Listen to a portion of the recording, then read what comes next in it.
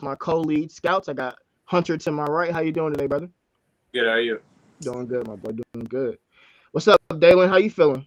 Got him below me. Yo, feeling marvelous, feeling marvelous.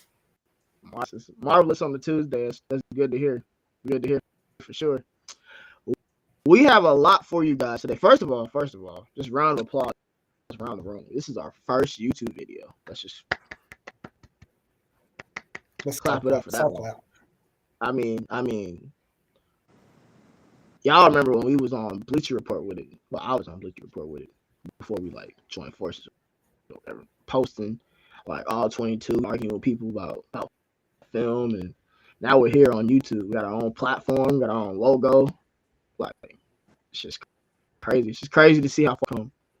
But today we're gonna be giving you an offensive preview of the 2023 NFL draft class. We're talking about each position from quarterback all the way to offensive line, and yeah, we're gonna break this down for you guys. Sound good, y'all? Yes, sir. Yep. All right. So before we start, like, everybody just introduce themselves. Like, tell us who you are. What made you start liking scouting, and who are some of your favorite prospects you've ever scouted before? Dalen, you can start off for us. All right. I'm Dalen.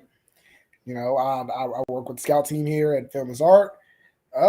Pretty much I've been into watching football, my whole life. Played the sport my whole life. Played the sport since I was 5.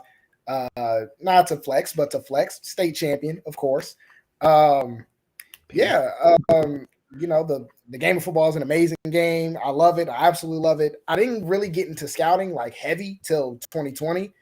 That was pretty much when I got heavy into scouting. I scouted literally every player, so I knew everyone from Joe Burrow to Tay Crowder, even to some of y'all's UFA players. I knew them all. 21, I took a little bit of a step back, but I knew majority of the players. But yeah, I've been scouting now this is going on my fourth year, and having a lot of fun with it. All right, you go ahead, Hunter.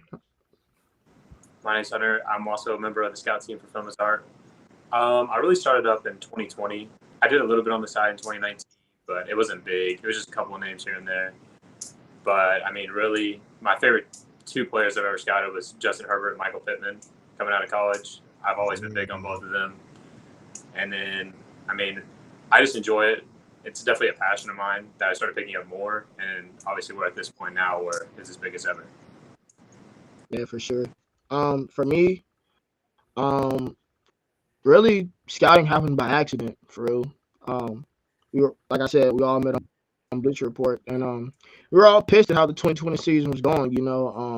With Dak Prescott getting hurt, Tyron Smith getting hurt, basically our whole team decimated with injuries, and us at like 3-9. I said, you know what? Okay, instead of pouting and crying on the internet every day, I'm just gonna go look at players that can help us eventually. Because we were going to be picking high in the draft.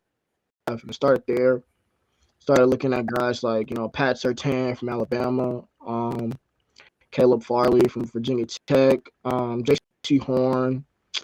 Then that branched into guys like Richie Grant, guys like Micah Parsons, um, Kyle Pitts, you name them, anybody from 2021 class. Just dove in and just trying to figure out a way to help the Cowboys. And in that, I've ended up finding out that, hey, like, this is like good for me too. It's not just about the Cowboys. This is something that I could do every day for fun, and especially in the life we live, guys, it's really hard sometimes to keep track of the positive things you can do instead of the negative. Like, I could be out here selling weed or getting drunk every day, and instead of doing those things to deal with my pain, I just watch football.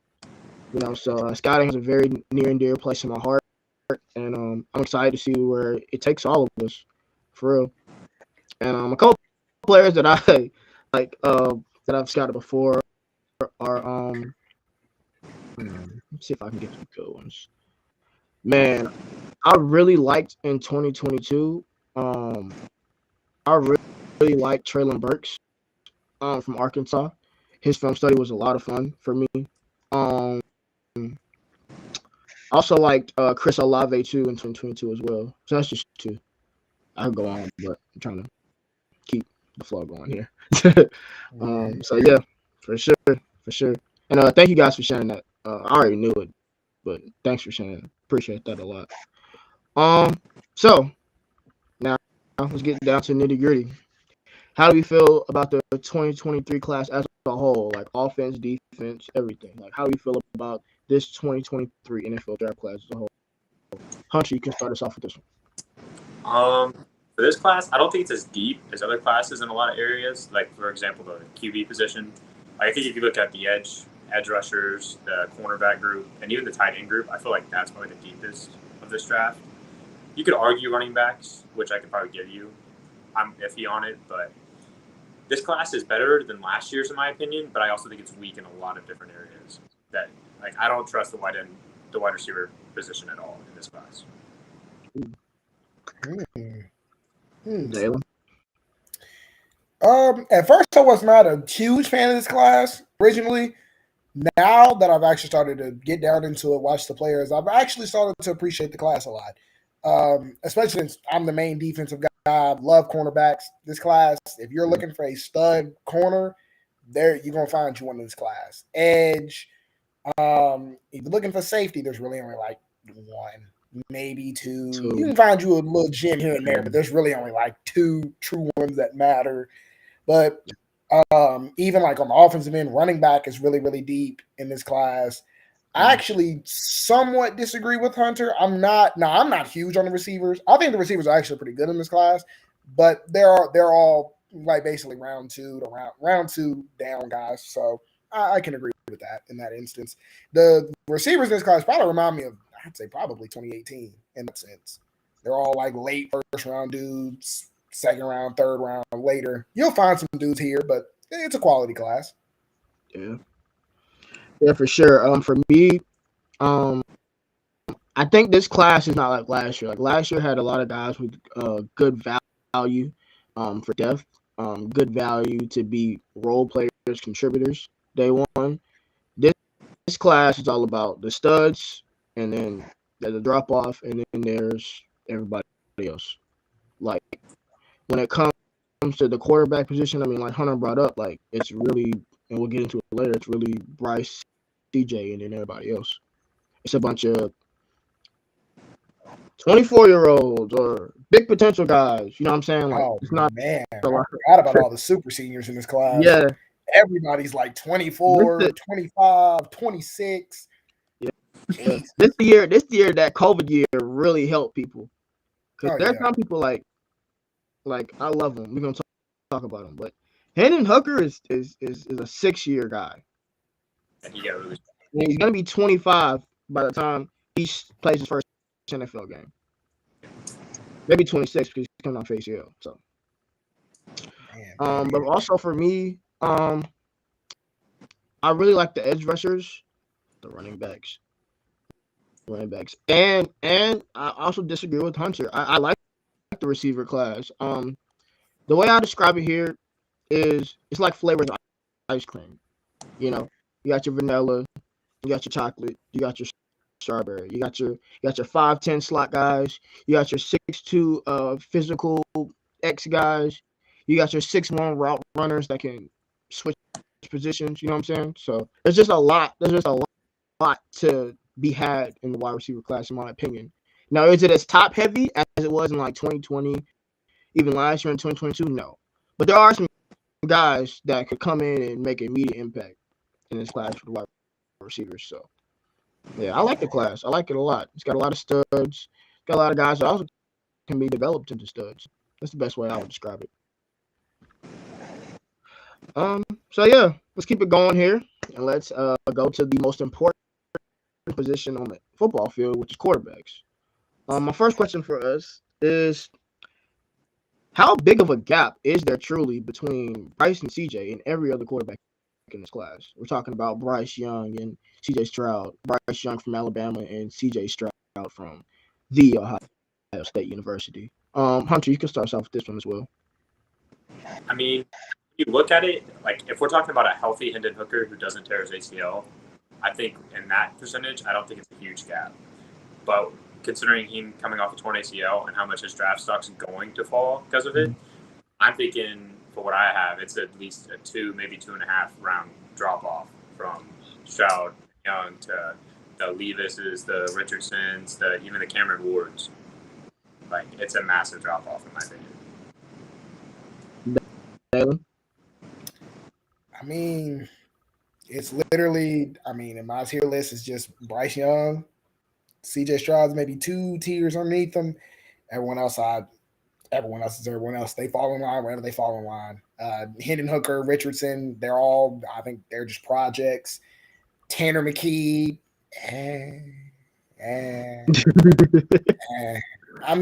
literally, it's Bryce. It's Bryce. About, skip 2, CJ, everybody else. You got to skip like 4, then everybody else. I think for the first time in a long time, it's almost like it's no debate, right? You know how every year it's like, oh, it was Burrow versus Tua, or it was Lawrence. Well, Lawrence is kind of clear, but Fields and Zach Wilson gave him a run for that money, right? This year it's clearly Bryce and CJ. Mel Kiper and all these other guys are trying to lump Levis in there, and I don't understand it. I mean, Bryce Young for 2 years at probably the most prestigious school in America, just toward the college football landscape. She just tried to do the exact same thing. So for me, if it's anybody else, you're gonna have to at least touch that standard, and they're not touching it at all. Like, for me, Levis is very unpolished. His pocket mechanics are terrible. He really, now get me wrong, he has a big arm, but he doesn't really have the ability to put the ball anywhere.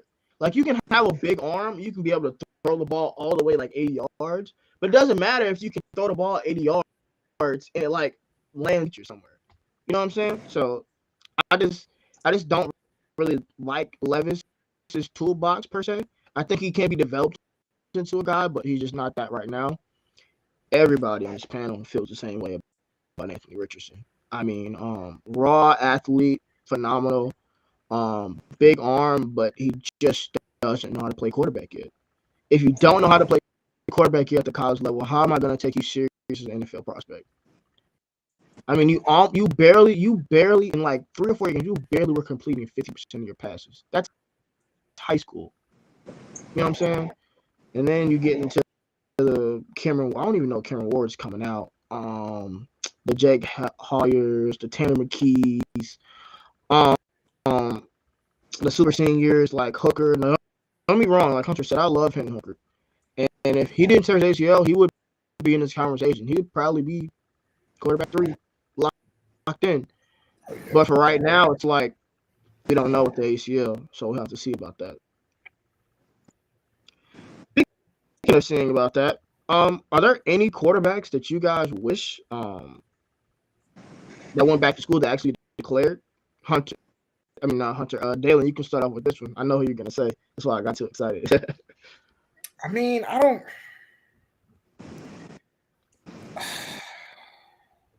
Just say it. You want to say it? Just say it. You know what I'm about to say. Just you say it for me. I don't. You know exactly Anthony Richardson, you should have stayed in school, my boy. You should have stayed in school. You would have been probably. You would have firmly been. I'd say at the worst quarterback too. You needed to stay in school. I personally think he should have stayed in school. Now, if he comes out, he balls out, turns out to be, some from a project player to end up being, a superstar quarterback. Hey, that's great. I'm not always on. Forget school. Don't ever go back to school for nothing unless you really believe you can improve your stock. I think Richardson could have fully been locked himself in as quarterback 2, maybe quarterback 3, and been like a round 2 guy.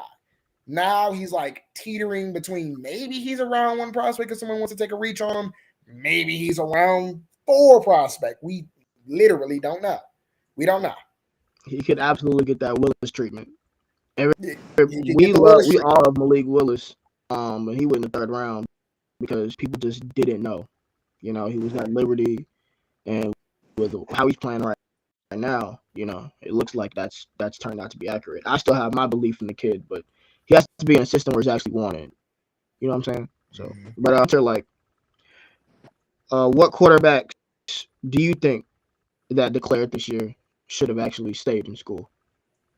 I mean, one is Dalen's spot on about Anthony Richardson. I mean, his career path is probably going to be the same as Malik Willis. He's going to be drafted as a project. He's not going to be drafted as a guy that's going to be known as QB1 coming out, in a sense of kind of how his buddy Kyle Trask was when he came out as well. Kyle Trask was, he couldn't perform at a high level as a quarterback in college. He could perform, he could get you through some games like Richardson could, but at the higher level, I mean, he just shows he can't pull out like that. I mean, it really just limits him as a whole. And I mean, I don't see a path for him if he gets drafted this year anywhere because there's not a lot of quarterback jobs open outside of, like, obviously the top few in Houston and Carolina. So it's going to be hard to really see where he could possibly go and thrive. I just think for him, he really should have just stayed in school for one more year. Because he. Let me ask this bonus. Oh, go ahead. My bad. Let me ask this bonus question real quick. So, do you guys see him like wherever he gets drafted at, right? Do you guys see him as like a Taysom Hill type of player, to where he's a gadget guy, comes in on third down and 2, and picks up first downs for a team, or do you see him truly as a guy where, okay, you need to sit him down for 2 years and have him learn how to play quarterback? Anybody can go. I mean, it's truly a wild card. I really don't know. He could get the Willis treatment. He could get the Taysom Hill treatment. We don't know. I'm going to more or less lean into he's probably going to end up being a gadgety type player.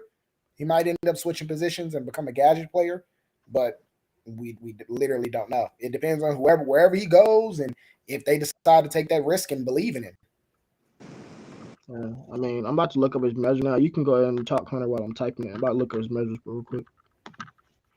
Coming out, I can see like his career path even being as low as Tyron Swoops, quarterback from Texas a few years ago, coming out. Is they're going to try and make him and switch him to tight end, but I just don't see the path. I mean, it could be a Taysom Hill, but the Saints also run their offense like that because they have no one else. They have to run it into Taysom. It says that Anthony Richardson is 6'4", 236. I mean, for me, I mean, day one, let's say he goes to the Patriots. Just no disrespect, Mac Jones. You suck, but no disrespect. Let's just say he goes to the Patriots, right?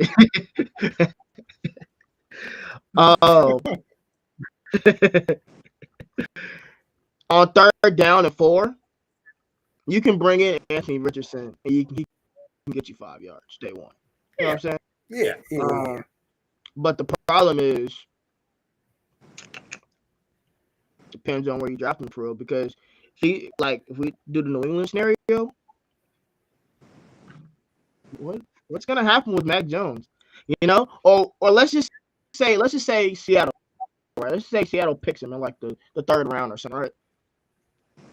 If the kid's not ready to play, and he's backing up Geno Smith, then like, how are you gonna balance the fact of, okay, he comes in on third down?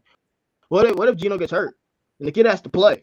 Are you gonna have a game plan in that? Are you gonna have an offensive coordinator who's savvy enough to make a new playbook for him? You know, there's a lot of factors that go into it with Richardson, in my opinion.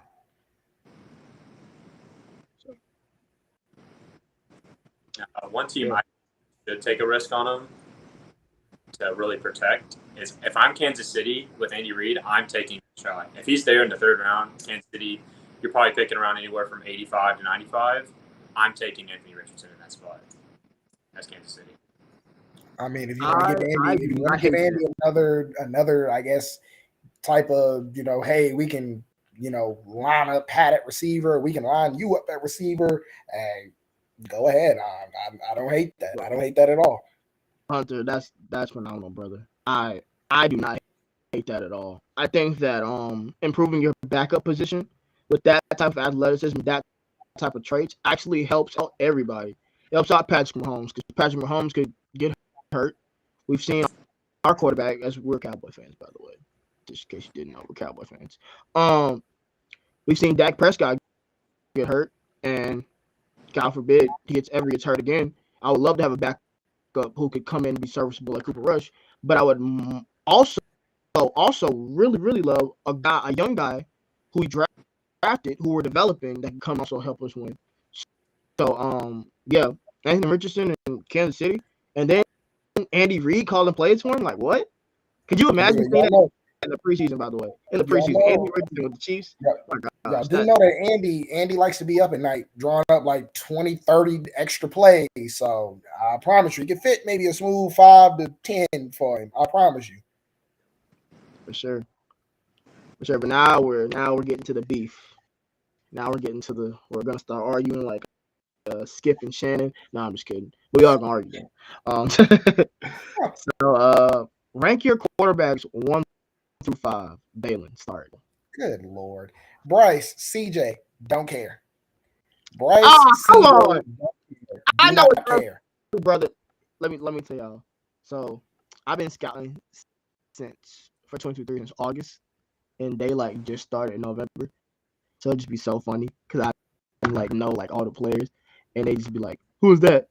But they be like, "Oh, I ain't got to him yet." I be like, "Who is that?" I just don't care enough to watch him. I don't care about Tanner McKee. Respectfully. Tanner McKee.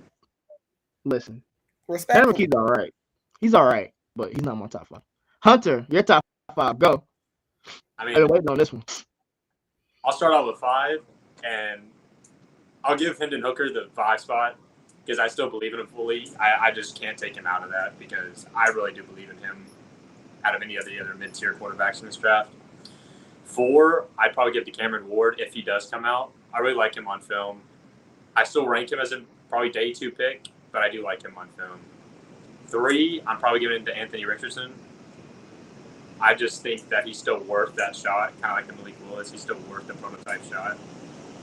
And then for 2, I have everybody's favorite quarterback, Bryce Young. Oh, that's tough. Ooh. Don't worry, Dalen. I'm gonna handle him. I just like Stroud's accuracy better. I think Stroud's a better athlete. I just think Stroud's gonna be the overall better quarterback coming out.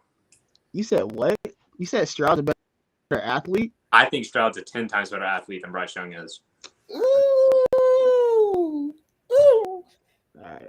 Oh Lord. Let me go ahead and list my top 5 before I get in my bag. At 5, I have Anthony Richardson. Actually, I think despite my dislike for his mechanics and his accuracy and basically everything about him that's not athletic and traits in him. I still think with the potential he has, and if he lands in the right system, I think he could probably be the best out of all these quarterbacks. Potentially. Just off that. Actually, wait. 2 seconds. All right. One thing I will say, every single quarterback, to a degree, is a system quarterback. It's not a bad thing. It is not a good thing. Every quarterback is a system quarterback. Tua Tagovailoa in his system ain't going to be doing the same things Lamar Jackson's doing in his system. Mm-hmm. Mahomes is like the only quarterback that's not really a system quarterback. Him and like maybe Allen and Rodgers. Outside of them 3, everybody else is a system quarterback. And that is okay. That is all right. So y'all can get off Micah's nutsack. Y'all know who y'all are. Anyway, what was that? I was on a great point, brother. I was on Richardson, right? Yeah. Yep. I was on Richardson. Yeah, despite my dislike for basically like 90% in his game, I put him at 5 because I just bank on the potential. And I bank on him landing in a situation where he could really have a chance to develop, like whether it's in a situation where he has to play early or a situation where he has to come on late. I think he's gonna end up being a top 15 quarterback at bare minimum. I think that's his floor. So that's why I have him at 5. Um, 4, I'm going Hendon Hooker. He will be my 3, but he tore his ACL. So I have to knock him down a little bit for that because he's going to start camp on pup probably. And on top of that, by the time he plays his first NFL game, he will be 25 or worse, 26. And that's no bueno. Especially in today's game with my top 2 quarterbacks being 21, respectively. So, yeah. Number 3, Mayo Man himself. In the top 5, damn. Good. I mean, it doesn't really. Okay. Part of me puts him there because of the same reason as Richardson. I think Levis could end up being okay. Like, okay. Like, I don't think he's gonna be a stud or anything like that. I could see him being like a big, sturdy Kirk Cousins. You know what I'm saying? Like, I can see that. I can see it. But I mean, what else do we have? Like, I'm not putting Tanner McKee in my top 5. He's 6'7", and he plays like he's Peyton Manning. Like, sorry, no, it's not my speed. Cameron Ward is a great athlete. He's got a good arm, but he has too many turnovers. You know what I'm saying? Like, there's just a lot of guys. And then so many guys went back to school. Sam Hartman, Grayson McCall. Grayson McCall is my game. I love Grayson McCall. I love you, bro. Just want you to know, if you ever watch this video, just know I love you. And next year, when you come out, I'm gonna be doing your evaluation, singing your praises, my boy. I love McCall, and he's right down the road at Coastal Carolina too. Jeez, somebody gotta go to a game. But yeah, back to Levis. Yeah, like, yes, his mechanics are terrible too, and yes, he puts mayo in his coffee. But you know, he's got a huge arm. He's mobile. He's not athletic, but he's mobile. And something too, he's really sturdy, right? Like, there's something too, quarterbacks that get hit in the pocket and can withstand the hit and still like get somebody off of them and make a pass or throw a pass while they're getting dragged to the ground. You know, there's something to that. So he has some intangibles and some traits that I like. But like I said, it's clearly a drop off from 1 and 2 to 3, 4, and 5. It's a clear drop off. And also it's 24. So yeah, same boat as her. Number 2, I have CJ Stroud. I have CJ Stroud number 2 because while he is pinpoint accurate, I mean deadly accurate, like deadly accurate. And while he gonna get you the ball. Yeah. He gonna get you the ball. Yeah. And while I love his strength, I love his arm talent, the way he can drive the ball down into a spot, the way he can, you know, throw it at different angles, the way he can launch it over one shoulder, launch it, you know. I just like the way he can throw the ball from different spots on the field, 2 different spots on the field. I love how he can drop the ball down into a bucket. But man, Hunter, my boy, you tripping if you think that CJ Stroud is a better athlete than Bryce Young. He's not. I've seen him plenty in the pocket get caught by a defensive tackle. Now for context, you guys, everybody in college is like 19, 20, right? Right. But when you're 6'3", 215, and you play quarterback, and you get caught by a 320-pound defensive tackle while you're trying to scramble, it's not like the end of everything. Like, it's not an end all be all, but it's kind of like, dude, like, how am I supposed to be okay with that? He also doesn't run. So how do we know how he's a better athlete than Stroud? Than Young if he doesn't run? I mean, he literally runs to throw. And then sometimes he just, like in the Georgia game a couple days ago, he just gives himself up for sacks. So yeah, those are a couple of things I don't like. But overall, I think he's a great player though. And he's in my top 5 currently on my big board. So it's no disrespect to him, but he's just not Bryce, man. Yeah. Bryce is my QB1. Um, man, I didn't get to this either, but you want to talk about somebody that can read a defense day one in the NFL? You're talking about Bryce Young, bro. There were so many times in the games that he played where he literally just said, all right, so-and-so's coming, run a slant, you run out, but he's doing it with hand signals, right? He's doing it all to where everybody knows what's going on. And it got to the point where I literally said to my TV every time I watch him play, I'd be like, do not blitz this guy. Because I swear he's gonna sense it, he's gonna figure it out, and he's gonna throw a 15-yard pass that's gonna go for a touchdown. Like, that's just who he is. He's elite processing, elite at reading defenses. Also, you want to talk about athleticism?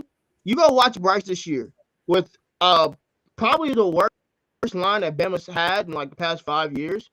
With Jermaine Burton at wide receiver. Like, dude's still cooking. Trayshawn Holt. Y'all know how many drops Trayshawn Holden had before Bryce hurt his AC joint? 12.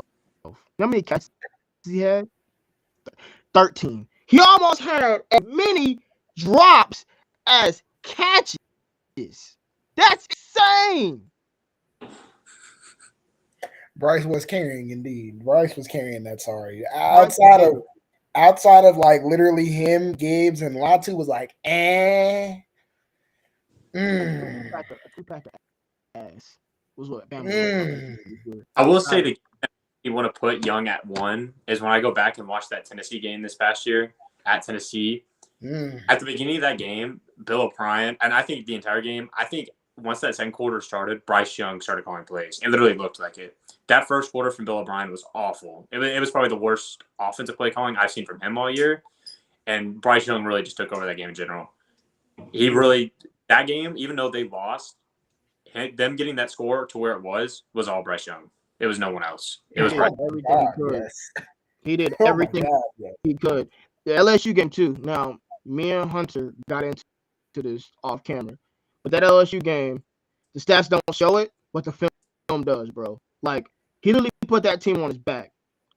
You know what I'm saying? Like, big time throw after big time throw.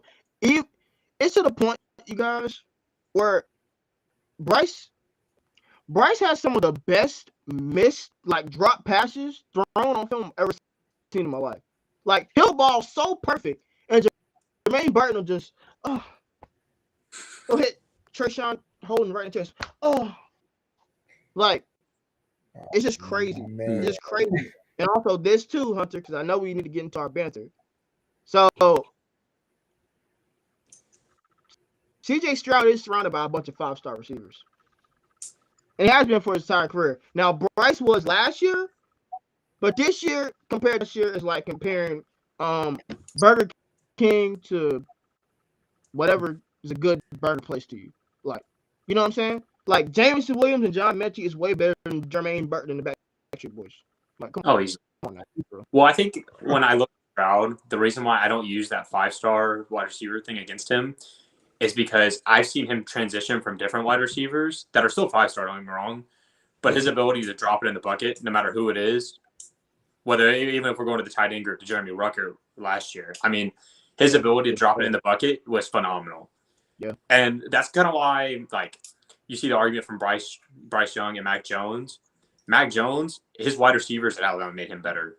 I mean, it was by far. He was made better by his wide receivers. He was not accurate, but, I mean, he had some of the best wide receiver catching in the nation at the time. So, I mean, that's what got Mac Jones drafted that high, I still believe. But, I mean, that's why I don't believe in that argument against CJ Stroud with 5-star wide receivers. But I will say I am impressed what Bryce Young was able to do with Jermaine Burton. Man, Burton slander is crazy. Deserved, but crazy. His biggest Tennessee fan. I mean, Jermaine Burton is not good at football. It's just simple. He's not good. Jermaine, if you ever watch this video, You're trash. Just know that Off. Listen, Jermaine, listen to me. Okay, listen to me. I think you're a solid player. Right now I have a 4th round grade on you. But as a person, you're a 2-back ass. Anyway, my final point on this Bryce versus TJ thing that I just really just talked most of the time for. I really think the difference for me too is this year Bryce did what CJ didn't do, right? He tried to run. He tried to show that he could run and that he could get first downs. Because that's something that neither of them did last year in 2021, right? Neither of them took off to run. They would hold the ball forever and they would try to make the throw. This year, Bryce said, "Nah, I'm gonna show y'all.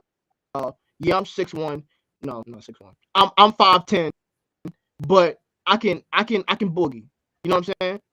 You know, he had like I think 400 rushing yards, and he missed 2 games. So yeah, like he was very effective as a runner.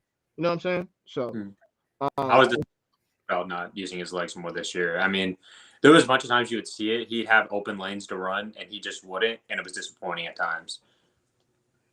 It really was. And you know what's crazy? So for both of them, right?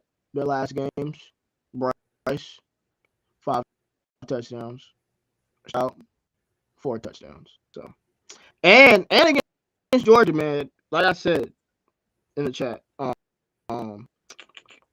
Stroud was balling, and he was trying to do what Bryce did all year. He was trying to show, hey, I can run too. I mean, at the end of that game, bro, that run to get them in field goal range, that was some elite play right there. Yeah, he saw the middle of the field vacated. He just took off. He just said, "Nah, I'll handle it myself." You know. Mm-hmm. I love that for him. Yeah. So, any last comments from you, Dalen? No, both of them are very, very great prospects. They weren't in the same class. They're both going 1 overall. They're both going 1 overall. They're both awesome, amazing prospects. Like I said, I like Bryce a little bit better because Jermaine Burton's sorry. All the receivers are sorry. But CJ is not a slouch. I'm in love with both of them. That's what I'm saying. They should both be QB1, QB2. I just don't. QB1A, QB1B, right? Yeah. Yeah, you can even throw in 1A, 1B, but they both should be not too far away from one of each other. Like if Young goes 1, Stroud should go like nothing lower than like 5, 6, depending on whoever's there. Yeah, they're like so close on my board, bro. Like I have right now, it might because of the combine because I feel like Will Anderson's gonna freak the whole combine, so he might go back up to 1 for me. And right now I have Bryce 1 and I have Stroud 4. So, I mean, that's how I feel about it. There's not much of a difference. That's basically where I got them too. I literally have Bryce Young 1. I have Stroud at 4. Hurt. Yeah. So as we transition here, we're gonna go to running backs. And my question for Dalen, bro, do running backs matter? Do they matter? To a degree, yes. To a degree, no. I'm never going to be on if you could take a running back number 2 overall, number 3 overall. No. Do not take a running back to try to progress the career of a dying quarterback. Don't try to do that. If you're going to take a running back, you're going to take him because he's going to make you better in some shape, form, or fashion. It really is as simple as that. Yeah, for me, I think running backs absolutely do matter. Because we got to the point, especially in today's game, we got to the point where people say the running game is the best friend, but I actually think it's the opposite now. I think it's the threat of the running game that's the best friend now. You know what I mean? Like you have backs like how Pollard is for us, right? Pollard absolutely matters, not only because of his ability to wreck a game, and not only because of the ability for him to take it to the house, but because he can catch out of the backfield. you have to. People are starting to view these backs as actual weapons instead of just running backs. Because the argument used to be, oh, they don't matter because Hunter be back, y'all. He's just having technical difficulties right now. The original argument used to be, oh, they don't matter because all they do is run. Well, now they're running, now they're catching. Now sometimes they're running trick plays, they're throwing the ball. So as we've reshuffled here, Hunter has some technical difficulties. I'll take the top. That's what she said. Relax. It was there. I had to. I had to. All My right. mom probably gonna watch this. She can be like, "What did he say?" Anyway,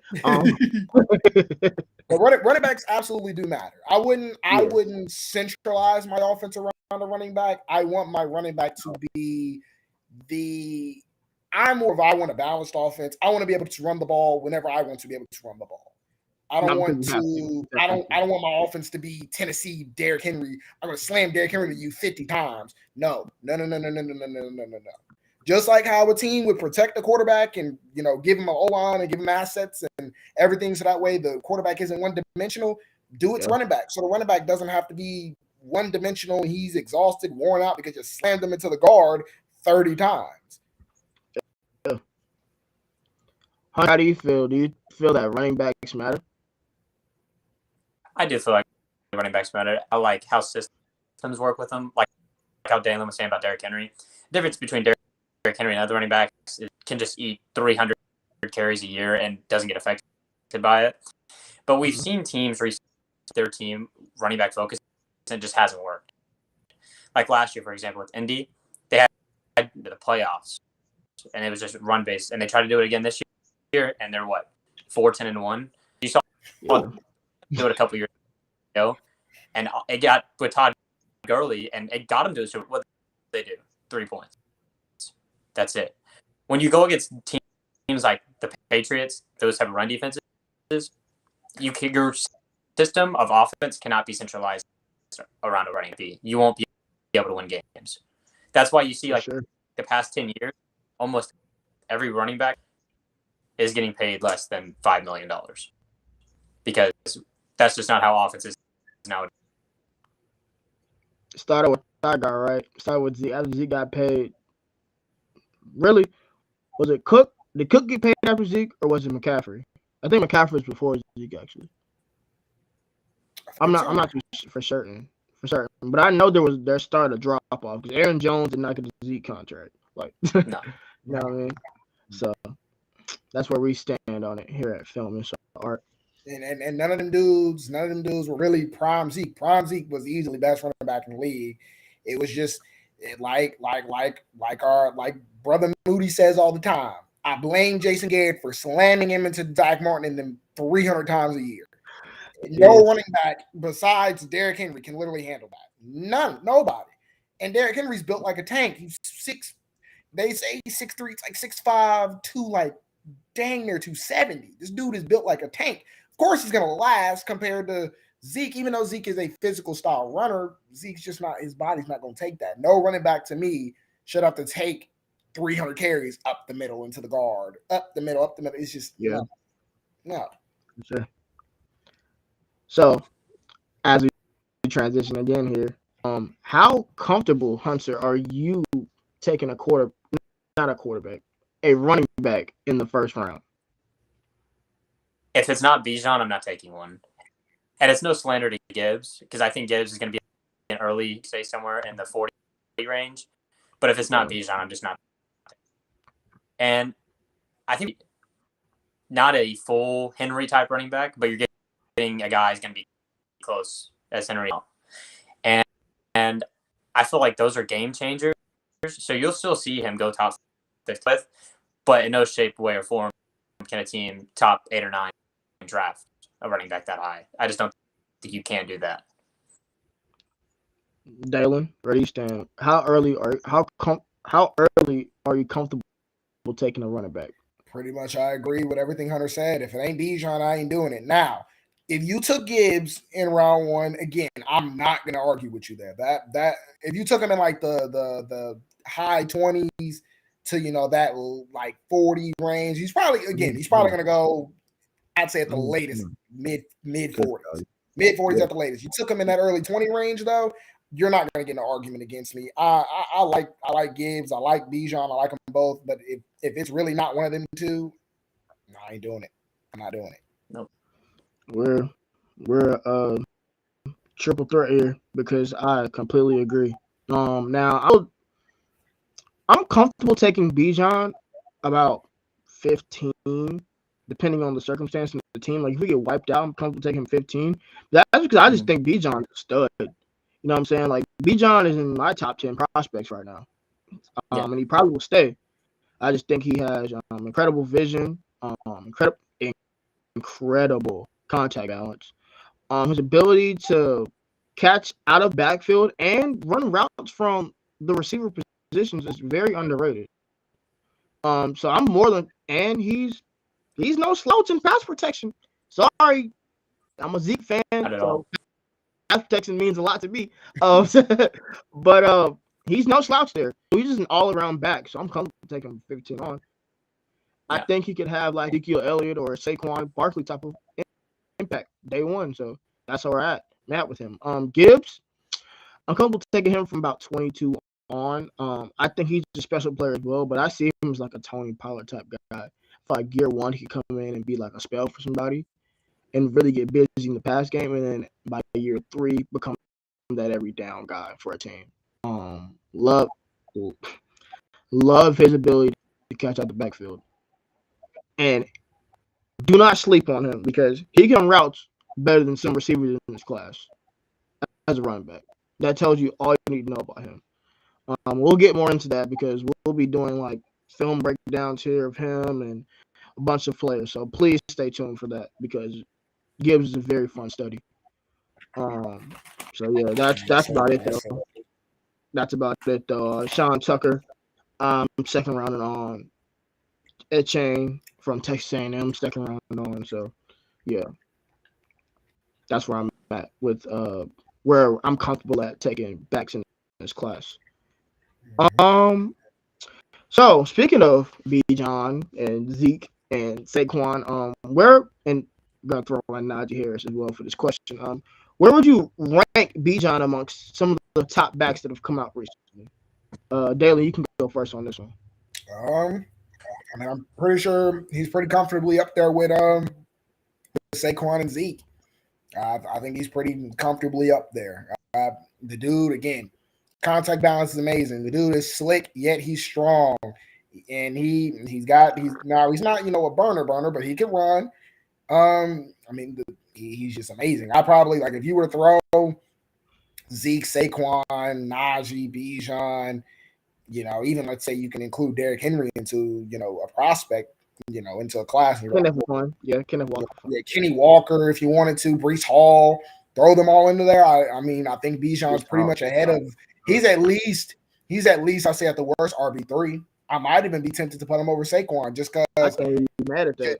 Yeah. I might be tempted to put him literally right behind literally only Zeke. That's it. That might be the only dude that might overall be better than him. That's where I have him.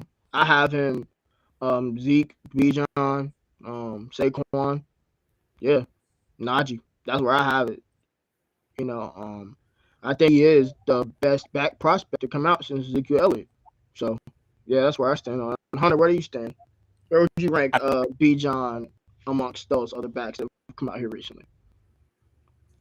I mean, past draft classes, coming out of college wise, there's not been a better back coming out of college. One Zeke and how he came out, but that's the most dominant running back we've seen come out of college, and I think Bijan's right there underneath him at 2. I just think it's not close. I think Bijan is better. I think it's close. Maybe that's just the Texas bias in me, but I'm still getting Bijan over Saquon. Yeah. Hunter is from Texas, so yeah, you're gonna hear a lot of that here at FILMISSART. Yeah. We're not gonna talk about where Dalen's from. He's from a murderous city out there in the Midwest. I ain't from no murderous city. I am. Yes, you are. I am. Listen, I'm okay. We're gonna do this a little quick. I'm from Phil. And Dalen is like my twin. I don't know if y'all seen it. He's trying to copy me with his lighting and stuff. Cut it. I'm from Fayetteville, North Carolina, and Dalen is from Louisville. So yeah. Louisville. Ain't no Kentucky. Nope. It's Louisville. It is Louisville. That's Kentucky. Also, what was the KKK founded in Tennessee or Kentucky? I think it was Tennessee. I can't say that. Indiana. Anyway. Indiana. It was founded in Indiana? Indiana. I was founded in Tennessee. Indiana? It's Indiana. Well, we'll discuss that at a later date. So I never wear. what are you about to say, Hunter? I said, I mean, if anywhere around there's the exact same anyway, for the most part. Most of the states fine together. See, it's the difference between Indiana and Kentucky though, because Indiana is like you got your like all you see for 10 miles is like corn farms. At least in Kentucky, your civilization, and they got horses. They got horses in Kentucky at least. Indiana, bro, all you got is football and cornfields, like literally. And neither of it's good. As we try to get back on topic here at FILMISSART, what's a good comp in you guys' opinion for Jahmyr Gibbs? I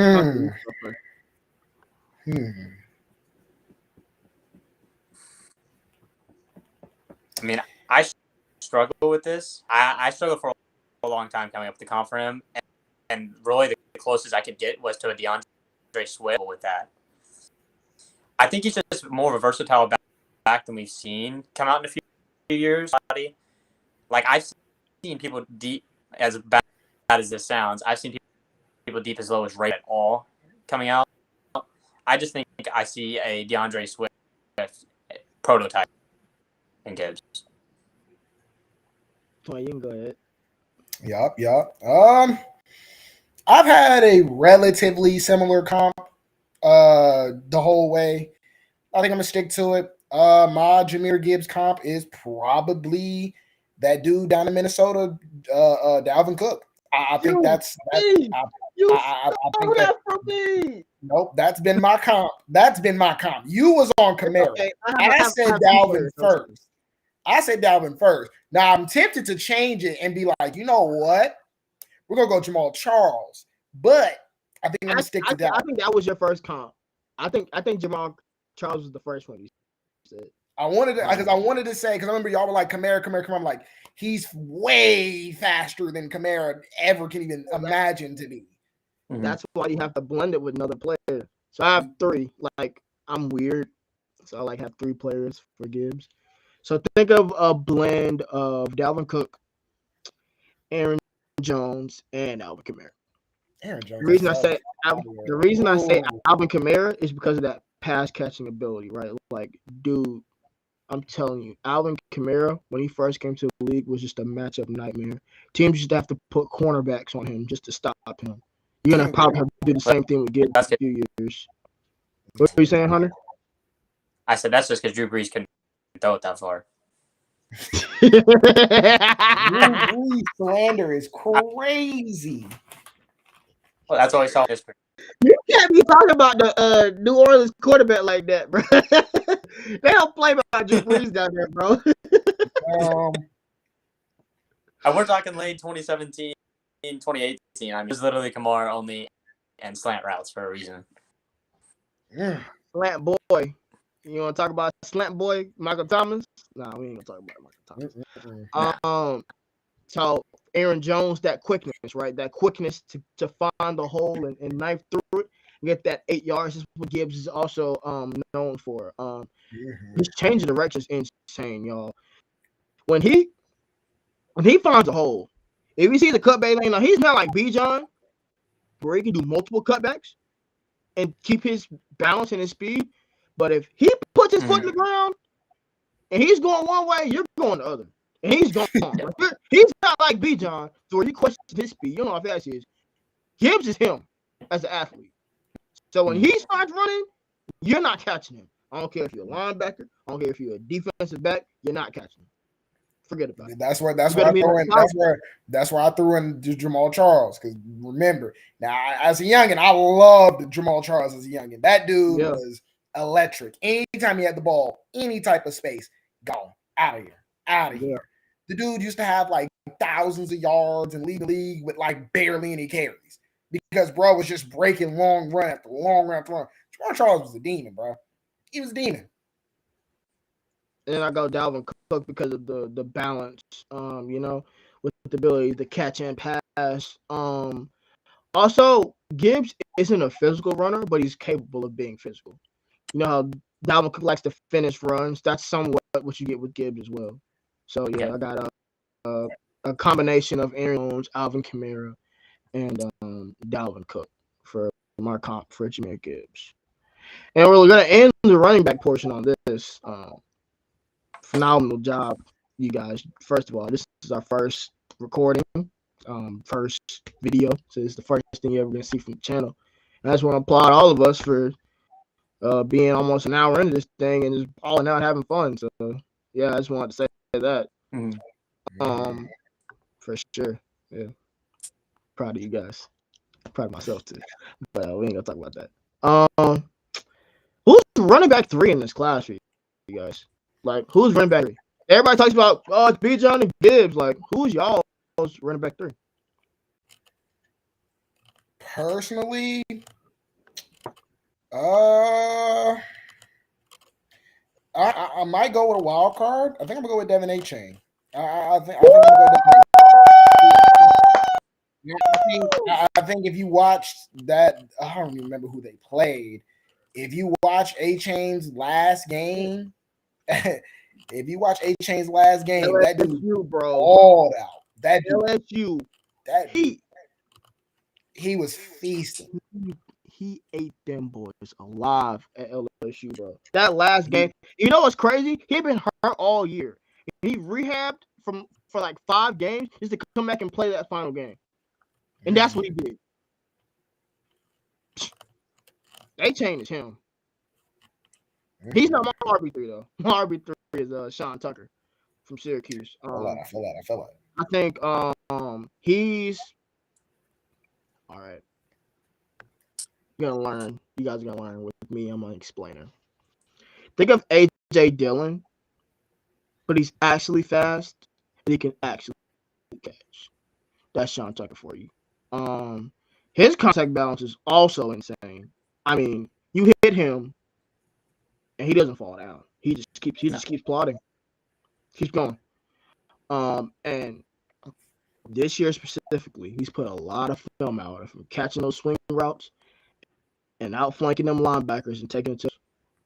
He's done it 3 or 4 times on film this year, and yeah, I really like what I see from him. He's also ready to go as far as a pass protector, ready to go. I do have my questions sometimes about his vision because he does he's like a Zeke guy, right? Like he loves contact so much that sometimes he wants to run somebody over instead of going through the hole. But Sean Tucker is in my opinion, like a B+ player. You know, not a player that's a stud per se, but he's a really, really good player that could come in and probably day 1 starter for you. So yeah, Sean Tucker is my RB3. What about you, Hunter? Who's your RB3 this year? From the A-Chains, the Sean Tuckers, I'll even go with Tank Bisbee. If we're not talking about UAB, I don't know what we're talking about. It's got to be Dwayne McBride to me. Is an absolute burner at times and can be used as a little bit bigger. I think he's going to bust onto the scene. And I mean, really, I just see a guy who's going to be more balanced than most running backs after Gibby and Bijan. I mean, to me, he just takes that running back 3 spot, a guy that almost averaged 8 yards a carry this past year. I mean, running back in the NFL. For sure. That's the name of the guys need to look out for that my boy Hunter just put y'all on to from UAB. McBride. All right, we're going to probably, I wouldn't say it's my favorite position to evaluate, but probably the one that I have the most fun with, wide receivers. My first question for us is, what is your dream 3 wide receivers? Like, you can have any 3 wide receivers in the NFL, and also add with that, your dream wide receiver skill set. Like, if you built one receiver, what would his skill set be, and what would he be able to do? Hunter, you can start.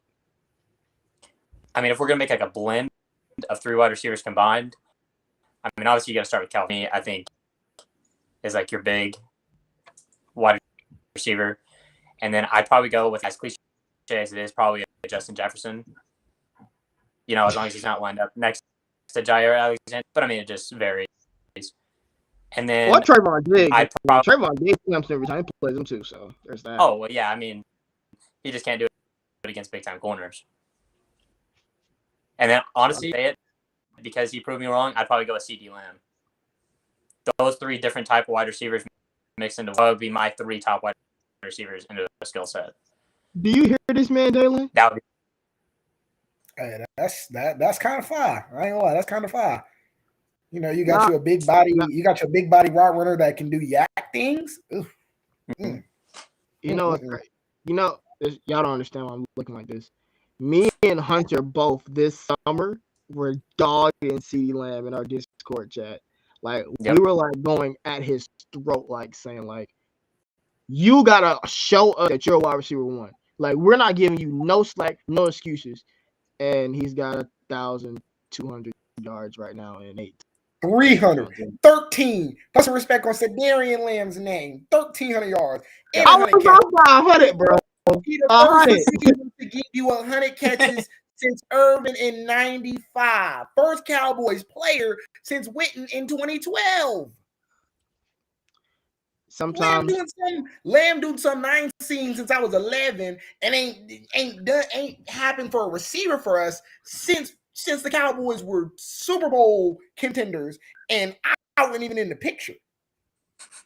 Come on, bro. Put some respect on Lamb's name. Listen, sometimes in life, you learn a lot of life lessons here from me specifically. Sometimes in life, you gotta know when to know when you were wrong. I was wrong about CeeDee Lamb. I was so wrong. He's a stud. I always thought he was a stud, but yeah, he's a wide receiver 1 for sure. For me,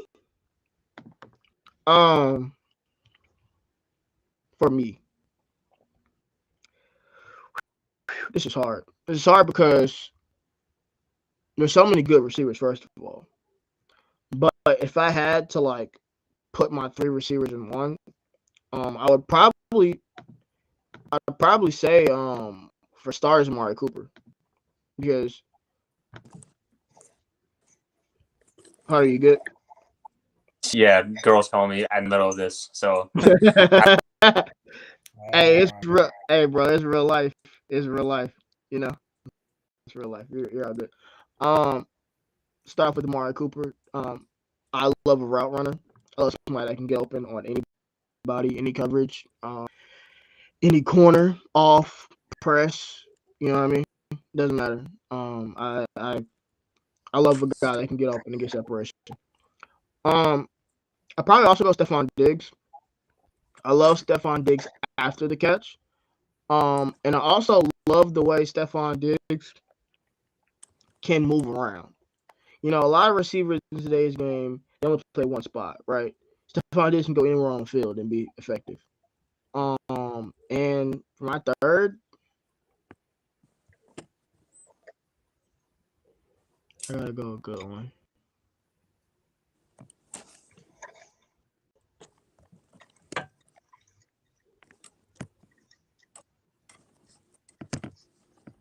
Give me Tyreek Hill. Because I want the best way to be effective in today's game, besides being a good route runner or being able to line up anywhere, is to be fast than everybody. Because then nobody can stop you. If you're faster than everybody, then everybody's always worried about your speed, and you're able to be a decoy, but you're also able to get open off of it because you're faster than everybody, so you can just slow play everything, you know? Yeah, that'd be my dream 3. It'd be Amari Cooper, Stephon Diggs, and Tyreek Hill. What about you, Dalen? I know it's going to include CeeDee Lamb. You're just escaping for him. I mean, nah, I'm actually not. I'm actually not. Just because CeeDee Lamb was taken, I'm gonna try not to do receiver. I'm trying not to do what was taken, but you did take one of mine, but I'm still gonna include him. So, Cool.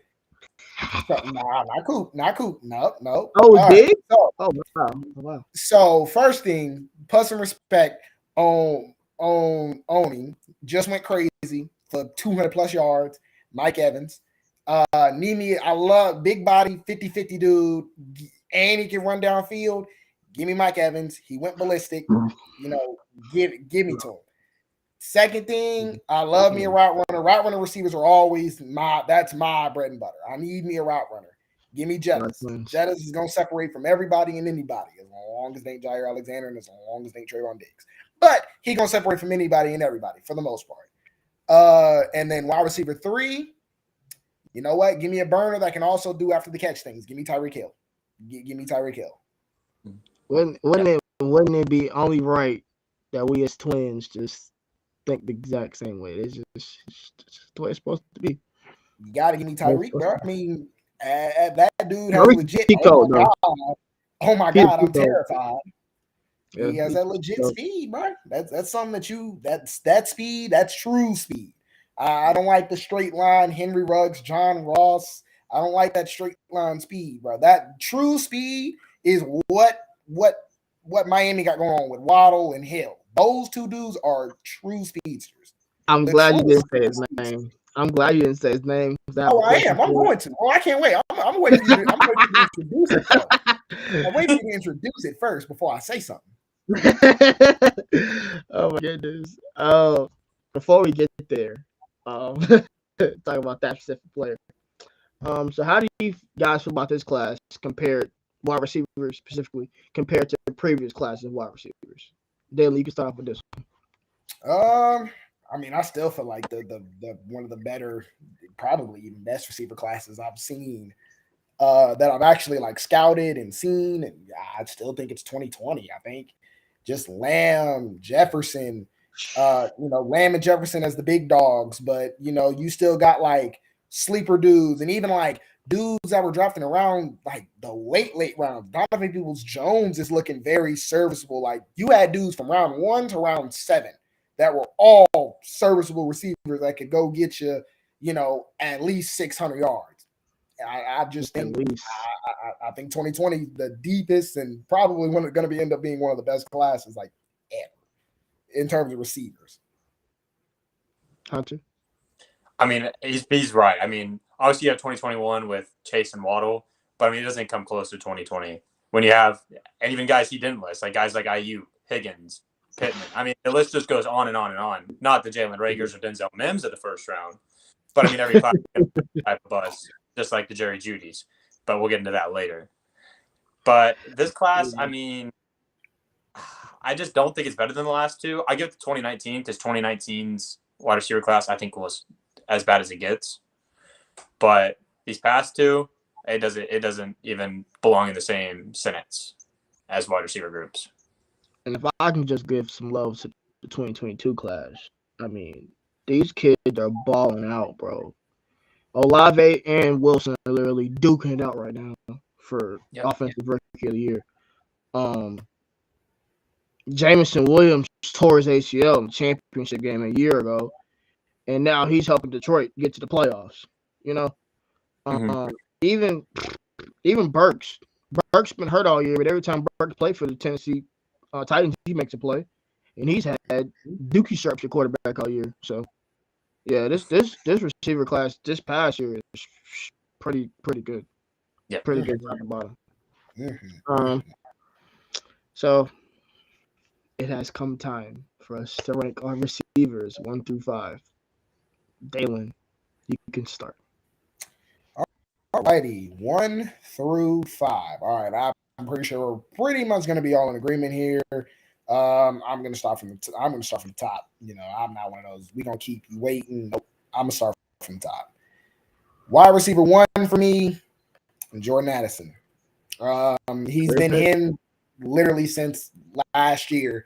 The dude was way. That dude was him. He was him. Wide receiver 2 for me. probably going to lean towards Quentin Johnston. I'm not his biggest fan, but I see the traits. I see everything that everybody likes. So, and I can understand, he comes into, a certain situation. He could be that big old body X receiver. And, he's not just slow. He's not like big Mike Williams. Like, he's closer to probably Christian Watson than anybody else. But I think he's a stud. Wide receiver 3, probably going to end up going with Rashee Rice. Another dude kind of similar to George Pickens. He's just him. He's going to win because he's better than you. He's not going to separate from you really, but he's going to win because he's bigger than you. He's stronger than you. He's taller than you. He's just better than you. Don't do that. He's an all right separator. Don't do that. He's an all right separator. He's not an elite, separator, but it don't matter. He's just going to win solely because I'm better than you. That's really what it is. And also, too, he is a good route runner. He is a good separator. We just know how fast he is. If he ran a 4.4, then you'd be talking about him up there route running. But we just don't know how fast he is, and his speed really hinders him. But I didn't mean to interrupt you. Go ahead. You can go ahead. Yep. Wide receiver 4 for me. We're gonna show love to a short dude. We're gonna go with Zay Flowers. Hey man, he the only one that don't like Zay Flowers. There's something actually wrong with him. Go watch Zay Flowers. He's a stud. That's all I'm gonna say. I'm not wasting my time on explaining to him why Zay Flowers is him. Zay Flowers is him. He needs to actually stop lying and acting like these other receivers are better than him. He's not. No, Zay Flowers is him. That dude is him. And for me, wide receiver 5, I'd be disrespectful not to. So I think I'm gonna throw JSN in there. Obviously we've seen him. We didn't see him this year, but last year, dude was putting up 347 yards, breaking records, dominating. He's just dominating. So I feel like it'd be disrespectful not to put JSN in there. But, obviously question mark being, is he going to be ready to play? What's he been doing this whole year? The question marks are valid. But I think the dude will still be a stud. So, all right. Y'all know who's on the sideline, right? At the game, the Georgia game. He's on the sideline. He had his uniform on and everything, but he already declared. So I don't want to speculate on here because we don't lie. But I don't know what happened with that boy. Hunter, where are your 1 through 5 receivers for this class at this moment? Well, number 1 for me is obvious. I mean, I don't think anybody can say a different wide receiver than Addison and be correct. I mean, there's just no one on the same wavelength. I mean, maybe if we see JSN this year, maybe if he can put up your number like he did last year, I don't think he would have. I just think Addison's just through the roof, the wide receiver 1, and you can't go wrong with drafting him. For sure. Number 2, I was put on him very late, just around Thanksgiving break by you, but Rashee Rice, I mean, I have him all the way at wide receiver 2. Yeah, I really do think that's a high-tier wide receiver in this draft. Yes. A lot of people are asleep on him and giving him, I think it's ridiculous to give him a late round 2 grade. I just think that's dumb. Wide receiver 2 by far, and I would say he could go round 1. He's gonna have that rise like Jameson had last year. Coming to the year, everybody thought Jameson was a 3rd round pick. Nah, bro, he's going 1st round. You better take him. And he ended up going 12th, and he tore his ACL. So imagine if he didn't tear his ACL. Come on, I ain't going to do either. Go ahead and finish your list, brother. For 3, I'm going to go with the dude who, I mean, I'm almost a foot taller than Zay Flowers. Yeah, he's small, but I'm not buying in to a bunch of the other guys in this class to be above Zay Flowers. I mean, he's just easily the 3rd best wide receiver. I mean, you have your JSNs later on, but I just think it's Flowers at 3. I think it's Flowers at 3. He's a dog. Yeah, I mean, he really, being as short as he is, I just think he's elite. He really is. I'll wait to break it down. It is not a waste of time. It is not a waste of time. Go check out Zay Flowers, bro. That dude is a dog. I'm telling you.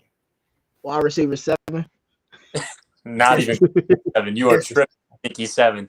He's 5'7", but wide receiver 7. No, he's 5'7" for sure. Don't ever let that. Don't believe that 5'10". Best. I'm 5'10". He's 5'7". He's All 5'10". right. I know what 5'10" look like. He's 5'7". All right. He's 5'10", bro. Finish your list, bro. I keep interrupting you because you keep on talking about this Beverly Simmons and Zay Flowers, man. Go. Do your thing. Do your thing, 21. Do your thing. Number 4, I've bought into him a little bit more, but I am still like 20% on him in Johnston from TCU. I just think his competition has been very low. I just don't like a lot of the stuff on paper. I don't like a lot of his film. If I'm being honest, I really don't. But I mean, he's going to be decent. I just think he's going to be a bust like most TCU wide receivers are. I just don't see anything coming out of Johnston at all coming out. And then for 5, I'm with Dalen on it, JSN.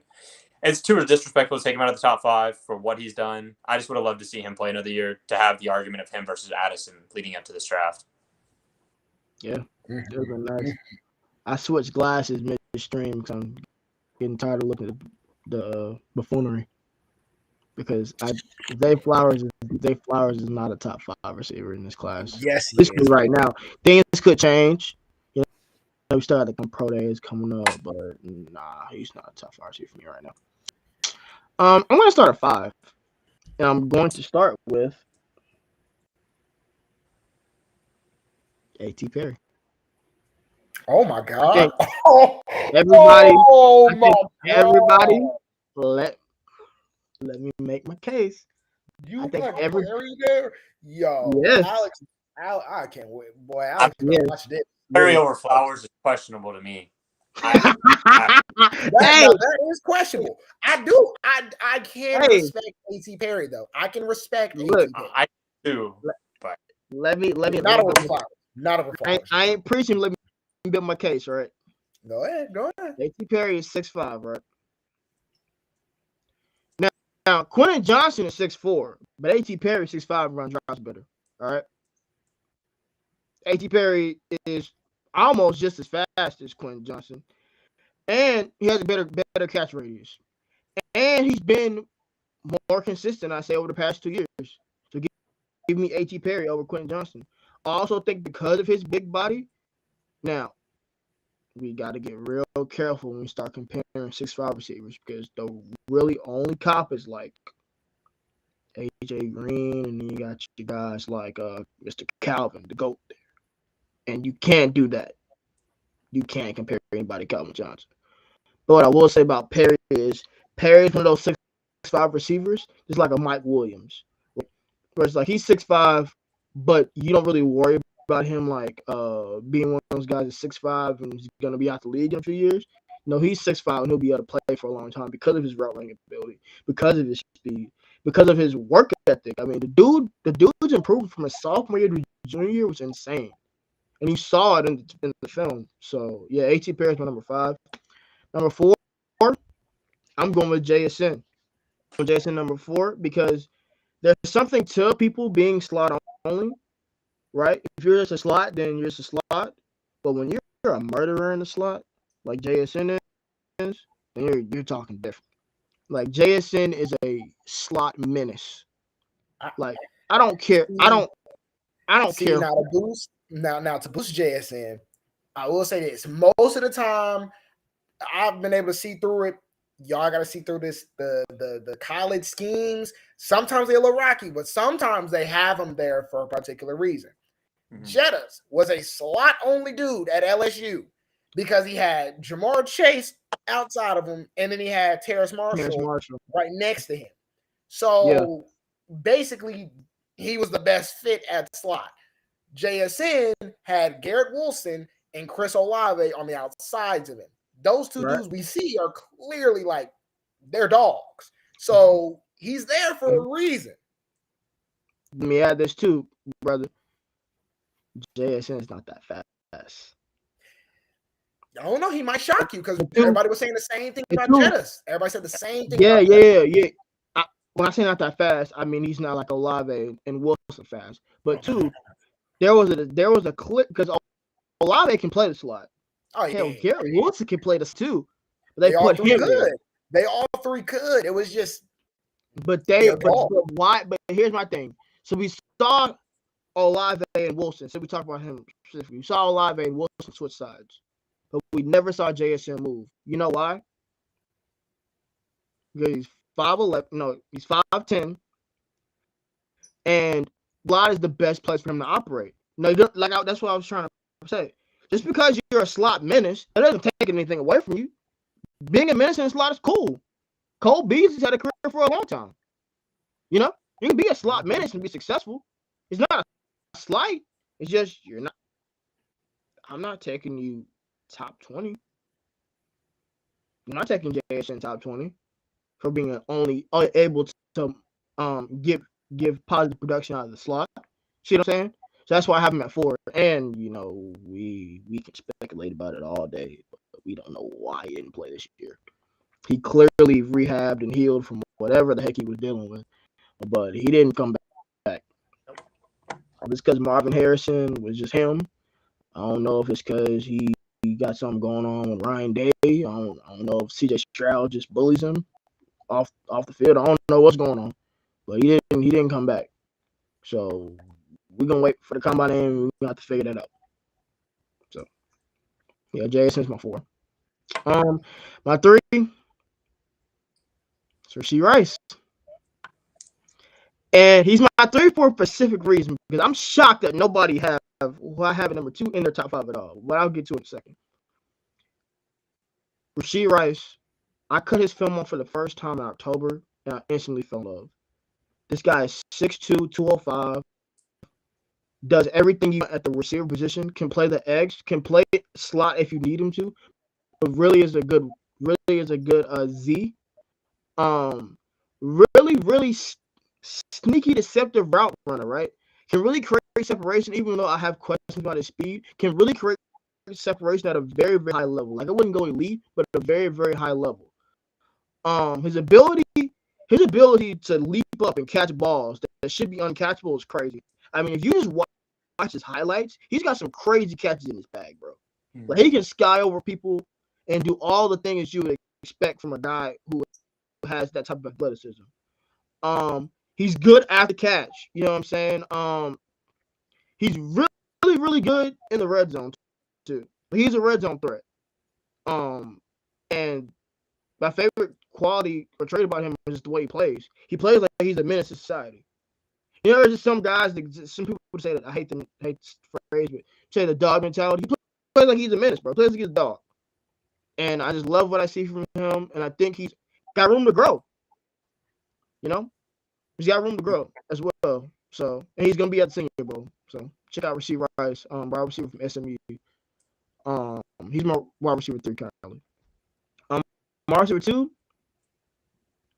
Kashawn Butte. His last name's that for a reason. We can't talk about that on air. We can't talk about that on My man just ready to go round 5 solely because of that. Solely because of what? Because of booty? He's yeah. going round 5 because of booty. Look, man, let that man live, bro. That man live. Anyways, he's a hell of a talent. He's a hell of a talent, but boy, round 5 solely because of that. Kashawn Butte is one of those prospects where it's like, it's not like Dez Bryant, but it's kind of like, dude, like, what happened? 2020, 2021, Kashawn Butte was dang near wide receiver 1 in this class with Addison and JSN. I mean, his 2021 film before he broke his ankle was phenomenal. Lit up Florida as a freshman. Lit up Florida again in 2021. Lit up UCLA. Dude's been cooking all kind of defensive backs I love. You know what I'm saying? Y'all seen the Auburn tape yet? I think I have. Did you see what he did to your boy, Hunter? Did you see what he did? It was not pretty, all right? Because Sean got a hit list. Yeah, he did Pritchett bad, too. Talking about Roger McCreary, rookie cornerback from Auburn. Got drafted to Tennessee. Yeah, he did Nehemiah Pritchett bad, too. But he's, 6'2", about 215, but you're not catching him if he catches the ball. If he catches the ball, matter of fact, the best way to describe Butte's speed is just go with him against Missouri, and I think it was 2021 or maybe 2020. I don't know. go watch him.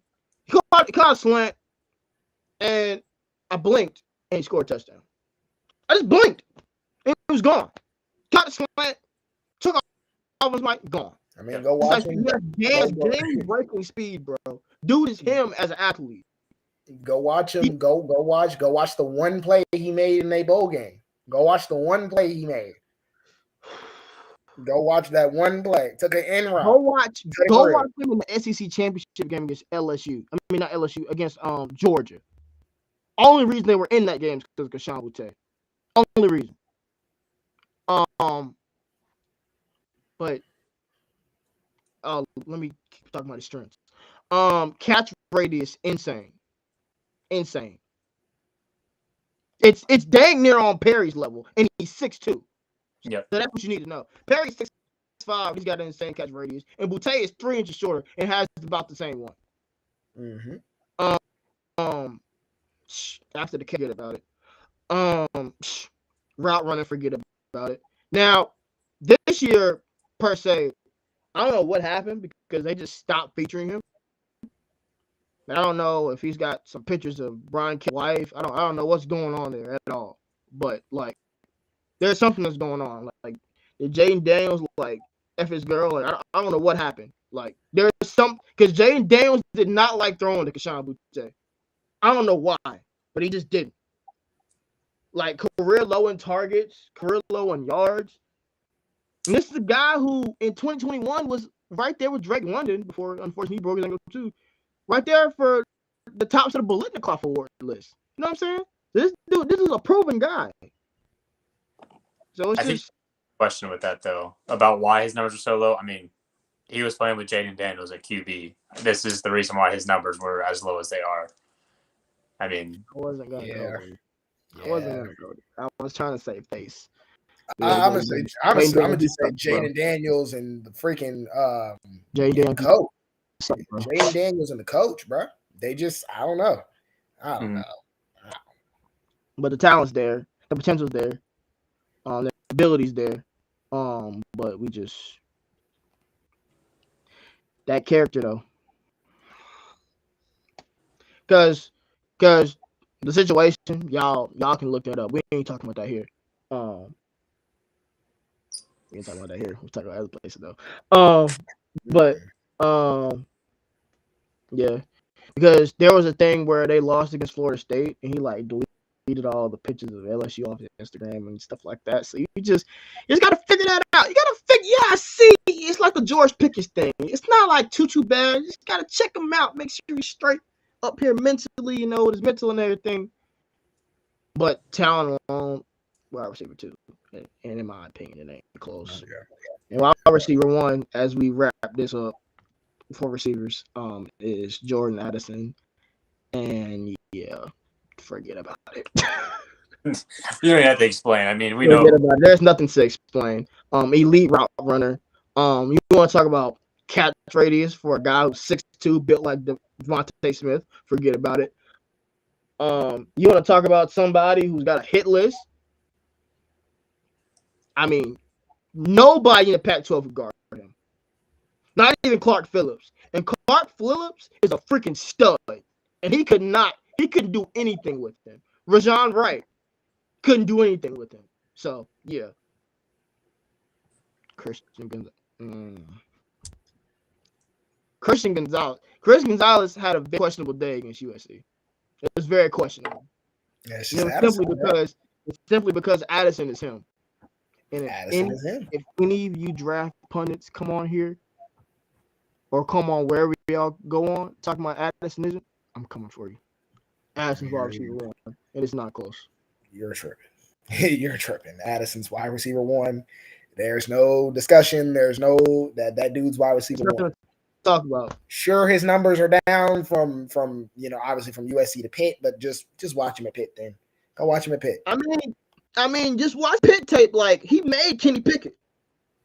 He made him. He's the reason he's in Pittsburgh right now. So, man, as we what builds us as brothers is conflict. So the next conflict we're gonna discuss is I'm gonna start with Hunter. Hunter because this really isn't his fight. Who's more overrated, Hunter? Quentin Johnston or Jalen Hyatt?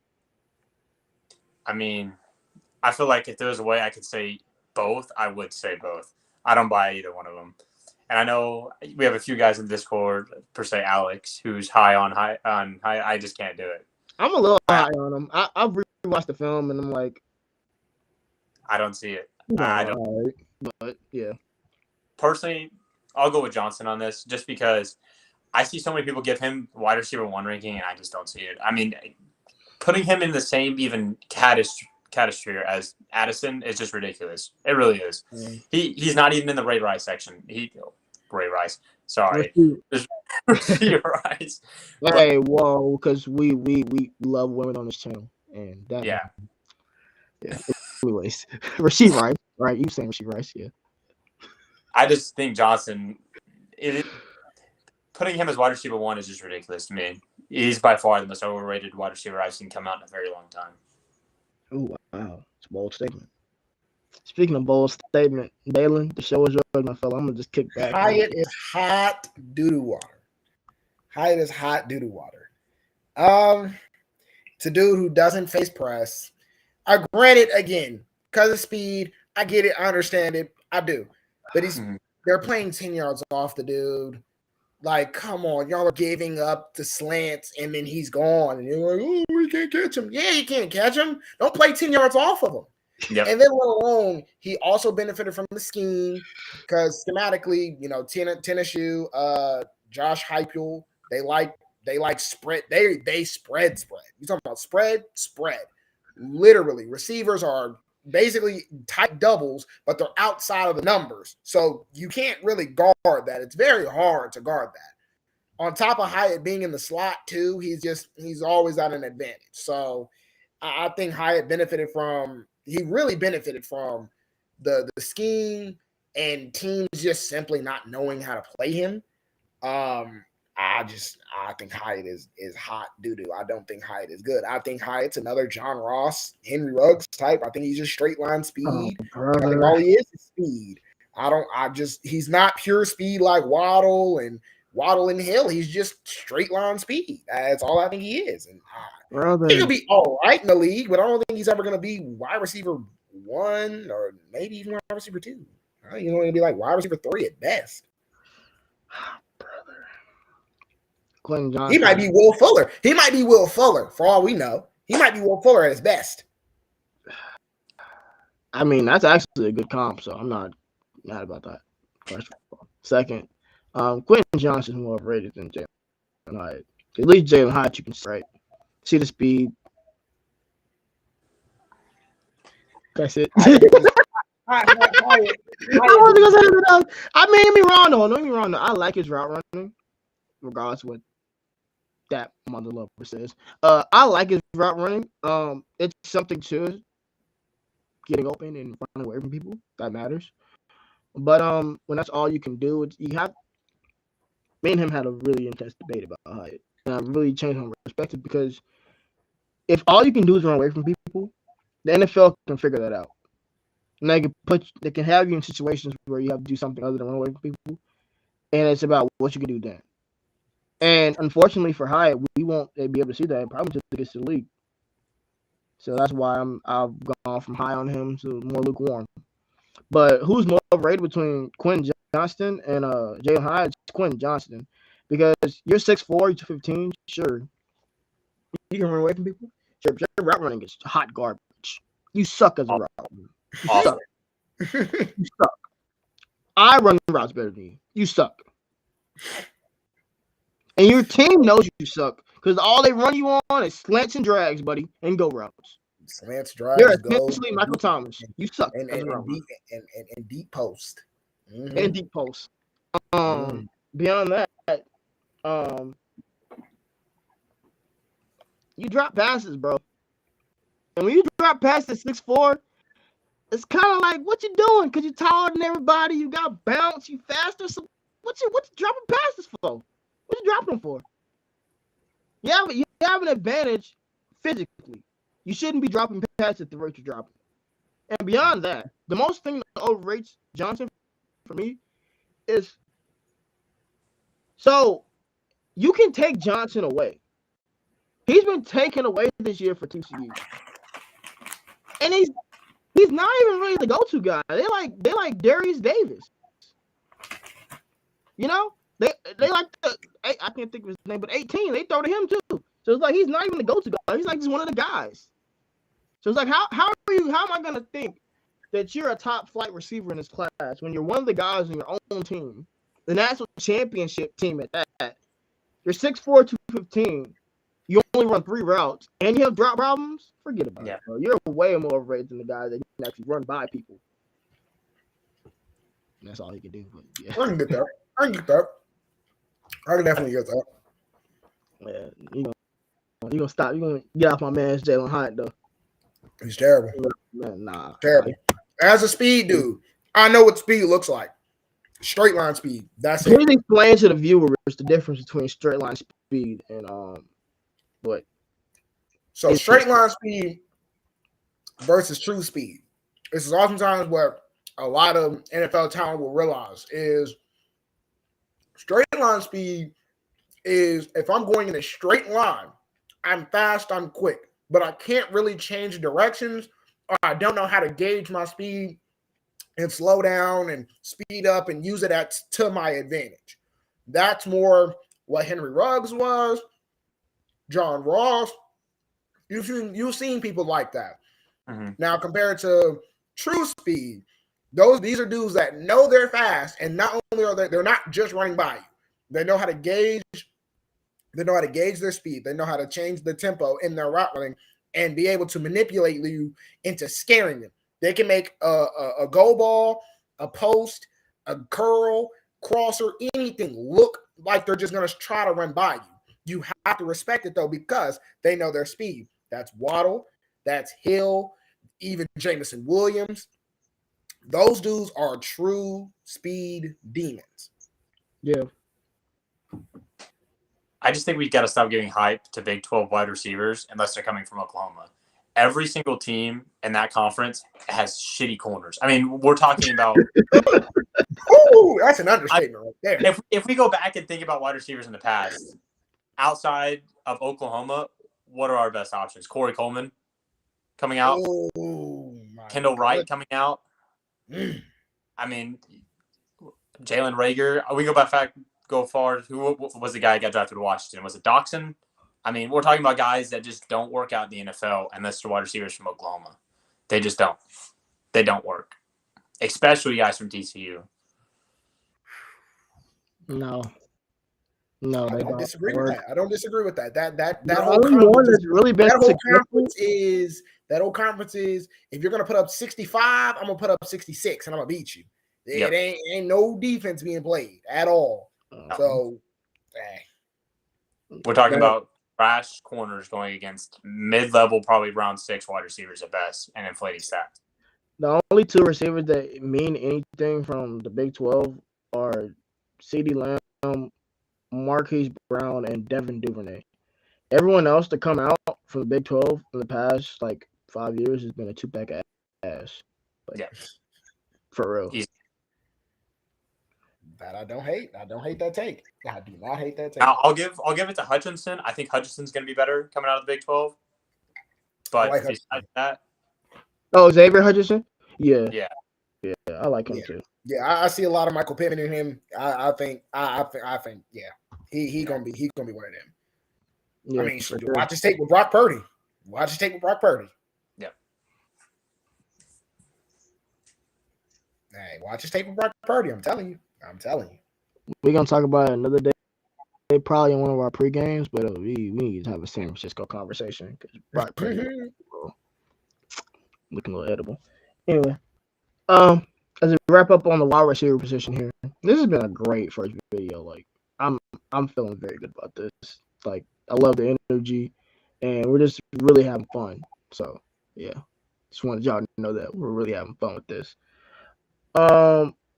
What wide receiver from this class would you want most for our Cowboys? Dalen, go. Don't be basic and say Addison. All right, because everybody here wants Addison.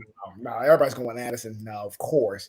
If I had my option, I'd be Addison because But I mean, our team is clearly missing. It's missing anything deep, whether it's speed, 50-50 guy, anything like that. It's just missing somebody that can take the top off the defense. Gallup was that, but we see coming off the injury, either they don't want to use him in that way. Sometimes he misjudges the ball. He just doesn't really look the same.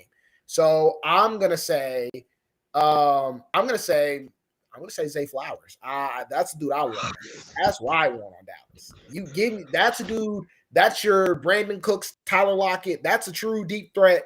That's true speed. We ain't had speed in Dallas. Butter knife. We ain't had speed in defense, or we had speed in Dallas in forever. Give me Zay Flowers. That's the dude I want in Dallas. Go ahead, Hunter. Go ahead. Hunter, you're the only one answering Javon Austin like that. I mean, we're just not going to. Let's be honest. We're not going to use speedy wide receivers like that on the outside. But I wouldn't take Zay Flowers here because we know what Kellen Moore's going to do. It's not going to use. Hey, I won't let y'all shit on Michael Gallup like that because that's still my guy. But honestly, if I'm going to get a guy from this class to pair with the Lamb, Gallup, maybe even T.Y. if he's still here next year, I'll take Keyshawn. I'll take him in this offense with Lamb as the 1 and 2 punch, with Gallup still on the outside doing his thing as a wide receiver 3, where he's fitted better at. Give me Keyshawn as the wide receiver 2 in this offense, and him and Lamb. We're talking about 2 guys that can get you 1,200, maybe even more every single year. Definitely don't hate that pick either. Definitely do not hate that pick. I love that because I'm a big believer in Keyshawn. You know what I mean? Like, I think that kid's a stud, and I think you put him specifically with what he's been through the past year with having a trash quarterback. I think you put him with Dak Prescott, and we're talking about elite. I think we're talking about a guy who I have outside the top 5, but you give him 4 as quarterback. Forget it. Look, four made Noah Brown and Noah Brown and Blake Jarwin look like something. You know, Noah Brown, Blake Jarwin. Imagine Keyshawn Taylor, like Cedric Wilson. Cedric Wilson gave Randall Cobb a new life, a new career. Like, forget about it, bro. Even Michael Gallup made Michael Gallup. He made Michael Gallup. Michael Gallup, yep. He's made receivers a lot of money. For me though, Keyshawn Boutte would be a good option. I love Keyshawn Boutte, but I'm gonna go Josh Downs. The reason I say Josh Downs is because he's 5'10", doesn't play like it. Also, that boy can run too. Everybody talks about Zay Flowers. He can run. No shade. But everybody talks about Zay Flowers. Josh Downs can do very similar things for you. He's also, in my opinion, a better route runner than Zay Flowers. And beyond that, I think Josh Downs is the guy that you could plug in and one of those guys who could play right away. There's something to a receiver that could come in and make an immediate impact for you. I feel like Downs can do that. He also offers you return value, and he also always offers you, like, you know how he gives Lamb those motions and flips and sweeps and stuff. I feel like he's the same thing with Josh Downs. So you just add another playmaker to the offense. You can take top of defense for real. Like, when Josh Downs is on the field, you got to know where he's at. He can run by you, and you run around you too. So very agile for a 5'10" guy. That is true. Wherever I feel like the fairest thing is wherever you have Zay Flowers at, Downs shouldn't be too far. Downs is a dog. Yeah. Downs is amazing. He's good. I like Downs a lot. And don't get me wrong, I'm bullshitting and joking, but I like Zay Flowers too. But yeah, Josh Downs is like you should never have them to no farther than like maybe 3 spots away from each other. You really shouldn't. Those two dudes are, to me, they're a little bit different, but those dudes they're both very good in their own aspects. Very good. Agreed. For sure. So it's now time for us to move to the tight end position. Here, as we are almost 2 hours into this stream, everybody's probably exhausted, and when we get off, I'm probably getting yelled at for how long the stream was. Um, so is tight end like the position itself, just in general? Is it the most underrated position in football? Anybody? Anybody? I'm gonna lean towards. I'm gonna lean towards yes to a degree, because obviously we've seen that teams, if you have that elite level tight end weapon, the Kelseys, the Wallers, the Mandrews, the Kittles, those your offense just it's different. It's hard to guard guys like that. I would say it's a very underrated, well, slightly underappreciated position. But if you can find you an elite level dude, you keep him around and you let your offense thrive because it gives defenses mismatches. I'm a defensive dude. I love scheming up against a lot of these players, but scheming up against Kelsey, Kittle, Mandrews, Waller, that's impossible. It just is. It's impossible. You can only hope to really mitigate these guys' impact as little as possible instead of completely shutting them out the game. It's hard. It really is. Yeah, for sure. Hunter? So this is going to be my last topic because I do have to go have a game at 9:15. But We're good, bro. We're good. what I will say is I don't think it's the most underrated. Personally, I'm going to give that to DT. I think defensive tackles are one of the most valuable positions in the game and aren't talked about enough. I mean, you see it in Dallas right now. You lose your big guy, big run stuffer, how much that just changes and how a defense plays in general, especially when you're weak at the linebacker position. Mm-hmm. And with tight ends, I would say it's probably tight end too. I would say that's probably the second most underrated because, like Dalen said, with your guys like Kelsey, your Andrews, the guys that you have to scheme for or they will beat you.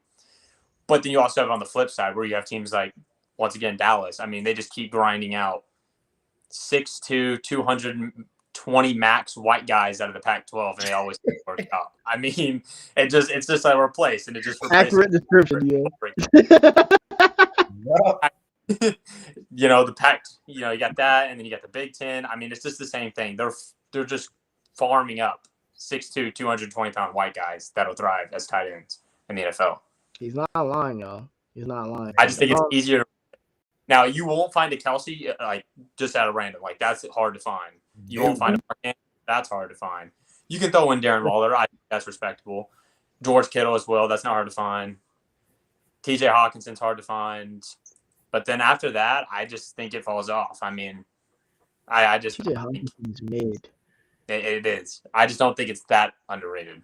Yeah, but compared to defensive tackle. Don't say TJ Hawkinson again. TJ Hawkinson is mid. He's bad.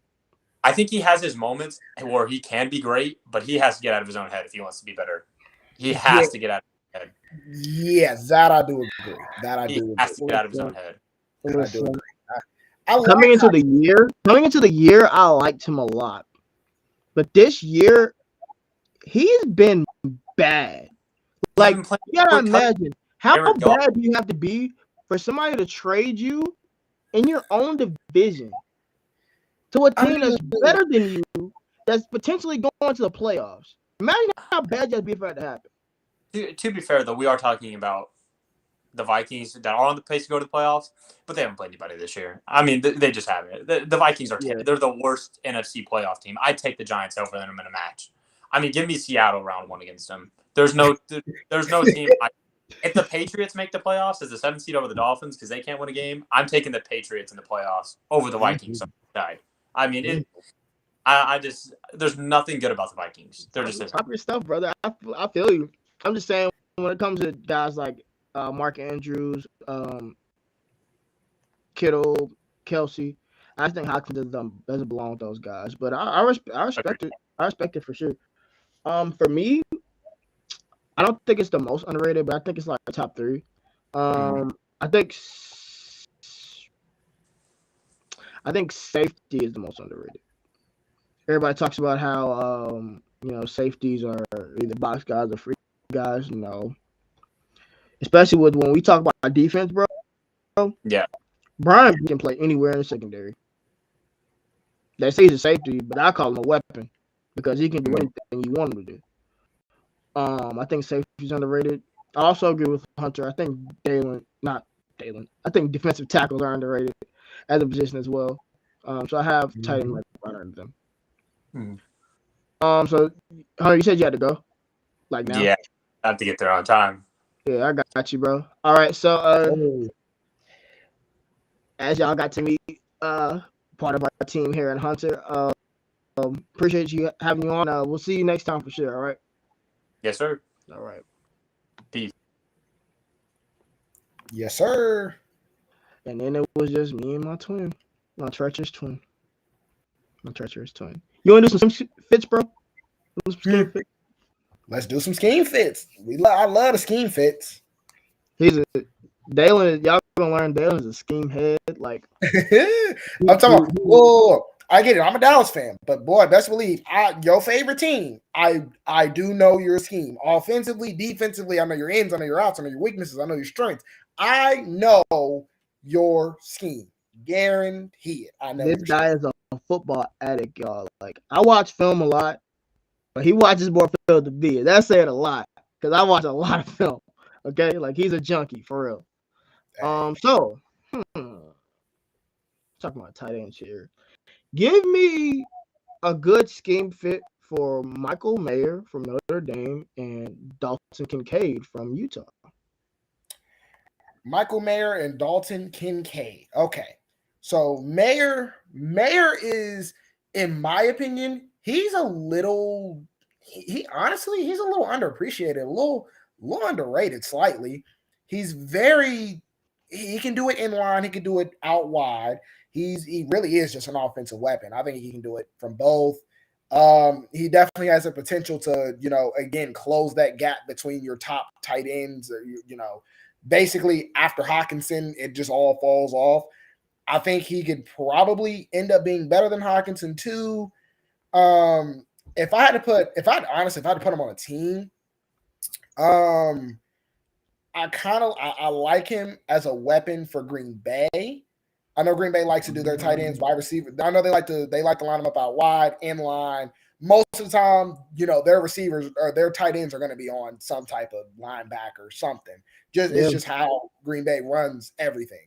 I think him in Green Bay would be amazing. Somewhere he can get it intermediate, he can get it deep, he can catch a pass and go after the catch. I think he can be a target for Rodgers or even Jordan Love if you wanted to think of it future wise. I think he's amazing. Kincaid, I like Kincaid more as an inline guy. But he can do it. He can do it out wide. I like him a little bit more as an inline guy though.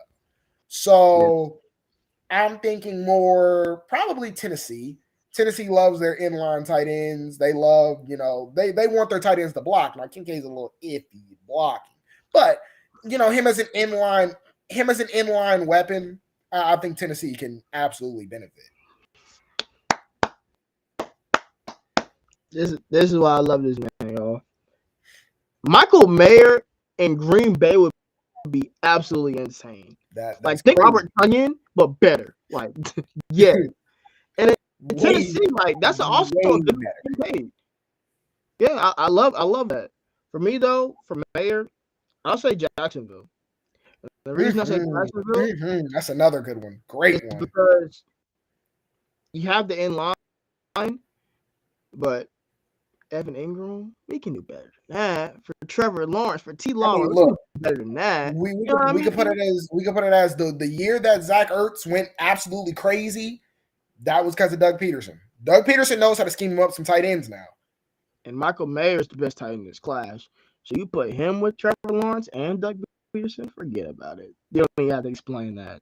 That's just phenomenal. That's just phenomenal. For Kincaid, I'll actually get a little bold here, and I'll say the Los Angeles Chargers. I think that Kincaid operates best in line. He's a guy who can thrive with big-time boundary guys outside because he's really good in the middle of the field running those over routes. And I think with the way Herbert throws those lasers over the middle, bro, I could just see Kincaid is really fitting with the Chargers in LA. So, yeah. No, absolutely agree. Absolutely agree. I actually forgot the Chargers. Yeah, they've been using Everett. Jared Everett, and they have that big dude Donald Parham. They like him a lot. Yeah. They use them, but I think Kincaid, yeah. But if you're the Chargers, I think honestly, your goal, even to sneak in and get Mayer, I wouldn't even hate them to get Mayer. You got to upgrade tight end because you got to give Herbert another weapon in general because first off, I ain't gonna lie. For the Chargers fans, we got to get y'all into the OC. We got to get y'all into the OC. They call him plays like Drew Brees is at quarterback, bro. Herbert can make every throw. These are facts. Every single throw. And I see Keenan Allen and Mike Williams running curls. Like, come on, bro. If y'all ain't going deep every rip and just letting crossers fly, letting deep out routes go balls fly. Let him use that arm. Yes. Bro. Stop making him stop short, allowing him to have short arm throws. Like let the boy throw the ball. Let him cook. Herbert can fit in any window. Let Herbert cook. I promise you will not regret it. As we wrap up tight ends and move to these here at FILMISSART, do you buy any of the hype around Darnell Washington, brother? Nah, because I don't, and I don't have anything else to say about it. I'll just let you talk because we feel the same way. But, I mean, it's just simple. No, I mean, I get it. Big dude, athletic freak. I get it, but 6'8", 250, but he's nothing more really to me than a blocking tight end. He's nothing more to me than a blocking tight end. Maybe like a short, catching, maybe a little bit after catch type tight end. But outside of blocking in the short game, I don't. That's what I'm saying. I see every mock that puts him in round one. Y'all got to stop doing that. Stop putting him in round one. He's not a round one player. That dude he's at best round 3 player. He just is. There's no disrespect to him, but nah, man. I'm in the third, so we'll talk about that another day. We're going to the offensive line now. Probably big boys. Outside of quarterback, probably like the most important unit on your team, on your offense specifically, your offensive line. You can have a bunch of good receivers, a bunch of good backs. You're not doing squat diddly without a good offensive line. Come on, I mean we've seen it in Dallas for years, bro. That Tyron Smith, Travis Frederick, Zach Martin, Lyle Collins. We're spoiled, bro. There's a lot of bad offensive line play out here. We've been spoiled with good lines for years, even back in the G-Day when you had Larry Allen and you had them big boys. Like, man, come on. Even now, teams like the Lions, they're a really, really good built O-line team. Just having a good O-line makes your life so much easier. For sure. So we're going to try to move quickly through this because we're both tired. Does position flex matter on the offensive line? Does it mean anything to you? It depends. So like a dude, coming out the class, Zach Tom had played literally all 5 positions. Literally played from left tackle to right tackle, including center. It matters, but to me, it's not like the moneymaker. I'm not going to pick a dude that could play 5 positions over a dude who can play maybe 2. If you could play guard, tackle, or even guard center, that's enough for me personally. As a scout, that's enough for me personally to be like, okay, he's a solid lineman. Yeah, for me, it's essentially what positions are you able to flex at? Like, are you a center that can play left tackle? Are you a guard that can play? Are you a right guard that can play left tackle? Like, or are you just a guard that can just play center? Or because that's easy to find. Essentially, is what I'm trying to say. And just because you can have that flex doesn't mean you're that good at it either. So do you wish Fashanu from Penn State would have came out? Oh yes. I told y'all earlier, I'm team forget college, always go to the draft. I just don't think college does nothing but lower your stock. So to me, Fashanu. Oh no. Oh no, he lost him. Dang, he was in the middle of this thing too. Just to pick up for him. In my opinion on Fashanu, he's really raw. But his hand placement his ability to swallow people, swallow people in the run game is just absolutely outstanding. And he's got potential to be a stud as a pass blocker. So yeah. So I don't know what happened, but this is our first video. Y'all seen it live. Y'all seen it full on hand how we're experimenting through this YouTube process. It's new for us. As he just dipped out, it's new for us. We're here. We're here to stay. We're to grow with you guys. We're here to learn together about how this football thing works through film, through player breakdowns, through scheme breakdowns. We have a lot of things planned for you guys here at FILMISSART. And hope you guys are ready because we're coming at you guys 100 miles an hour. Really just want to take this time now that I'm just here myself to just, thank all the people. All the people that have specifically supported me throughout this journey. I've been through a lot to get here. A lot of people asking, why do you like football so much? Why do you watch film so much? Why do you do this? Why do you do that? And to finally be in a situation where I'm sitting here looking into my web camera, I'm recording a YouTube video in my room.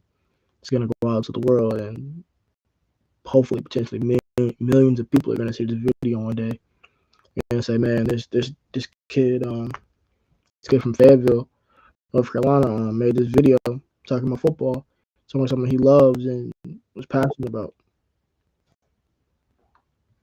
And turned out to be somebody. So as we have Dalen back here, I guess you interrupted me pouring my heart out to the people. Don't know what happened with you. But I basically filled him in a little bit on Fashani while you were gone and gave a little thanks to all the people that supported us so far. Absolutely. We love you guys. We love you guys. Yeah. I started talking about my journey a little bit, and yeah, it's been a ride for sure. Long way to go though. Only places up. Mm-hmm. I think I'm gonna ask this question to end it.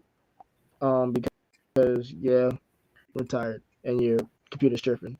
Who's better, Paris Johnson or Broderick Jones?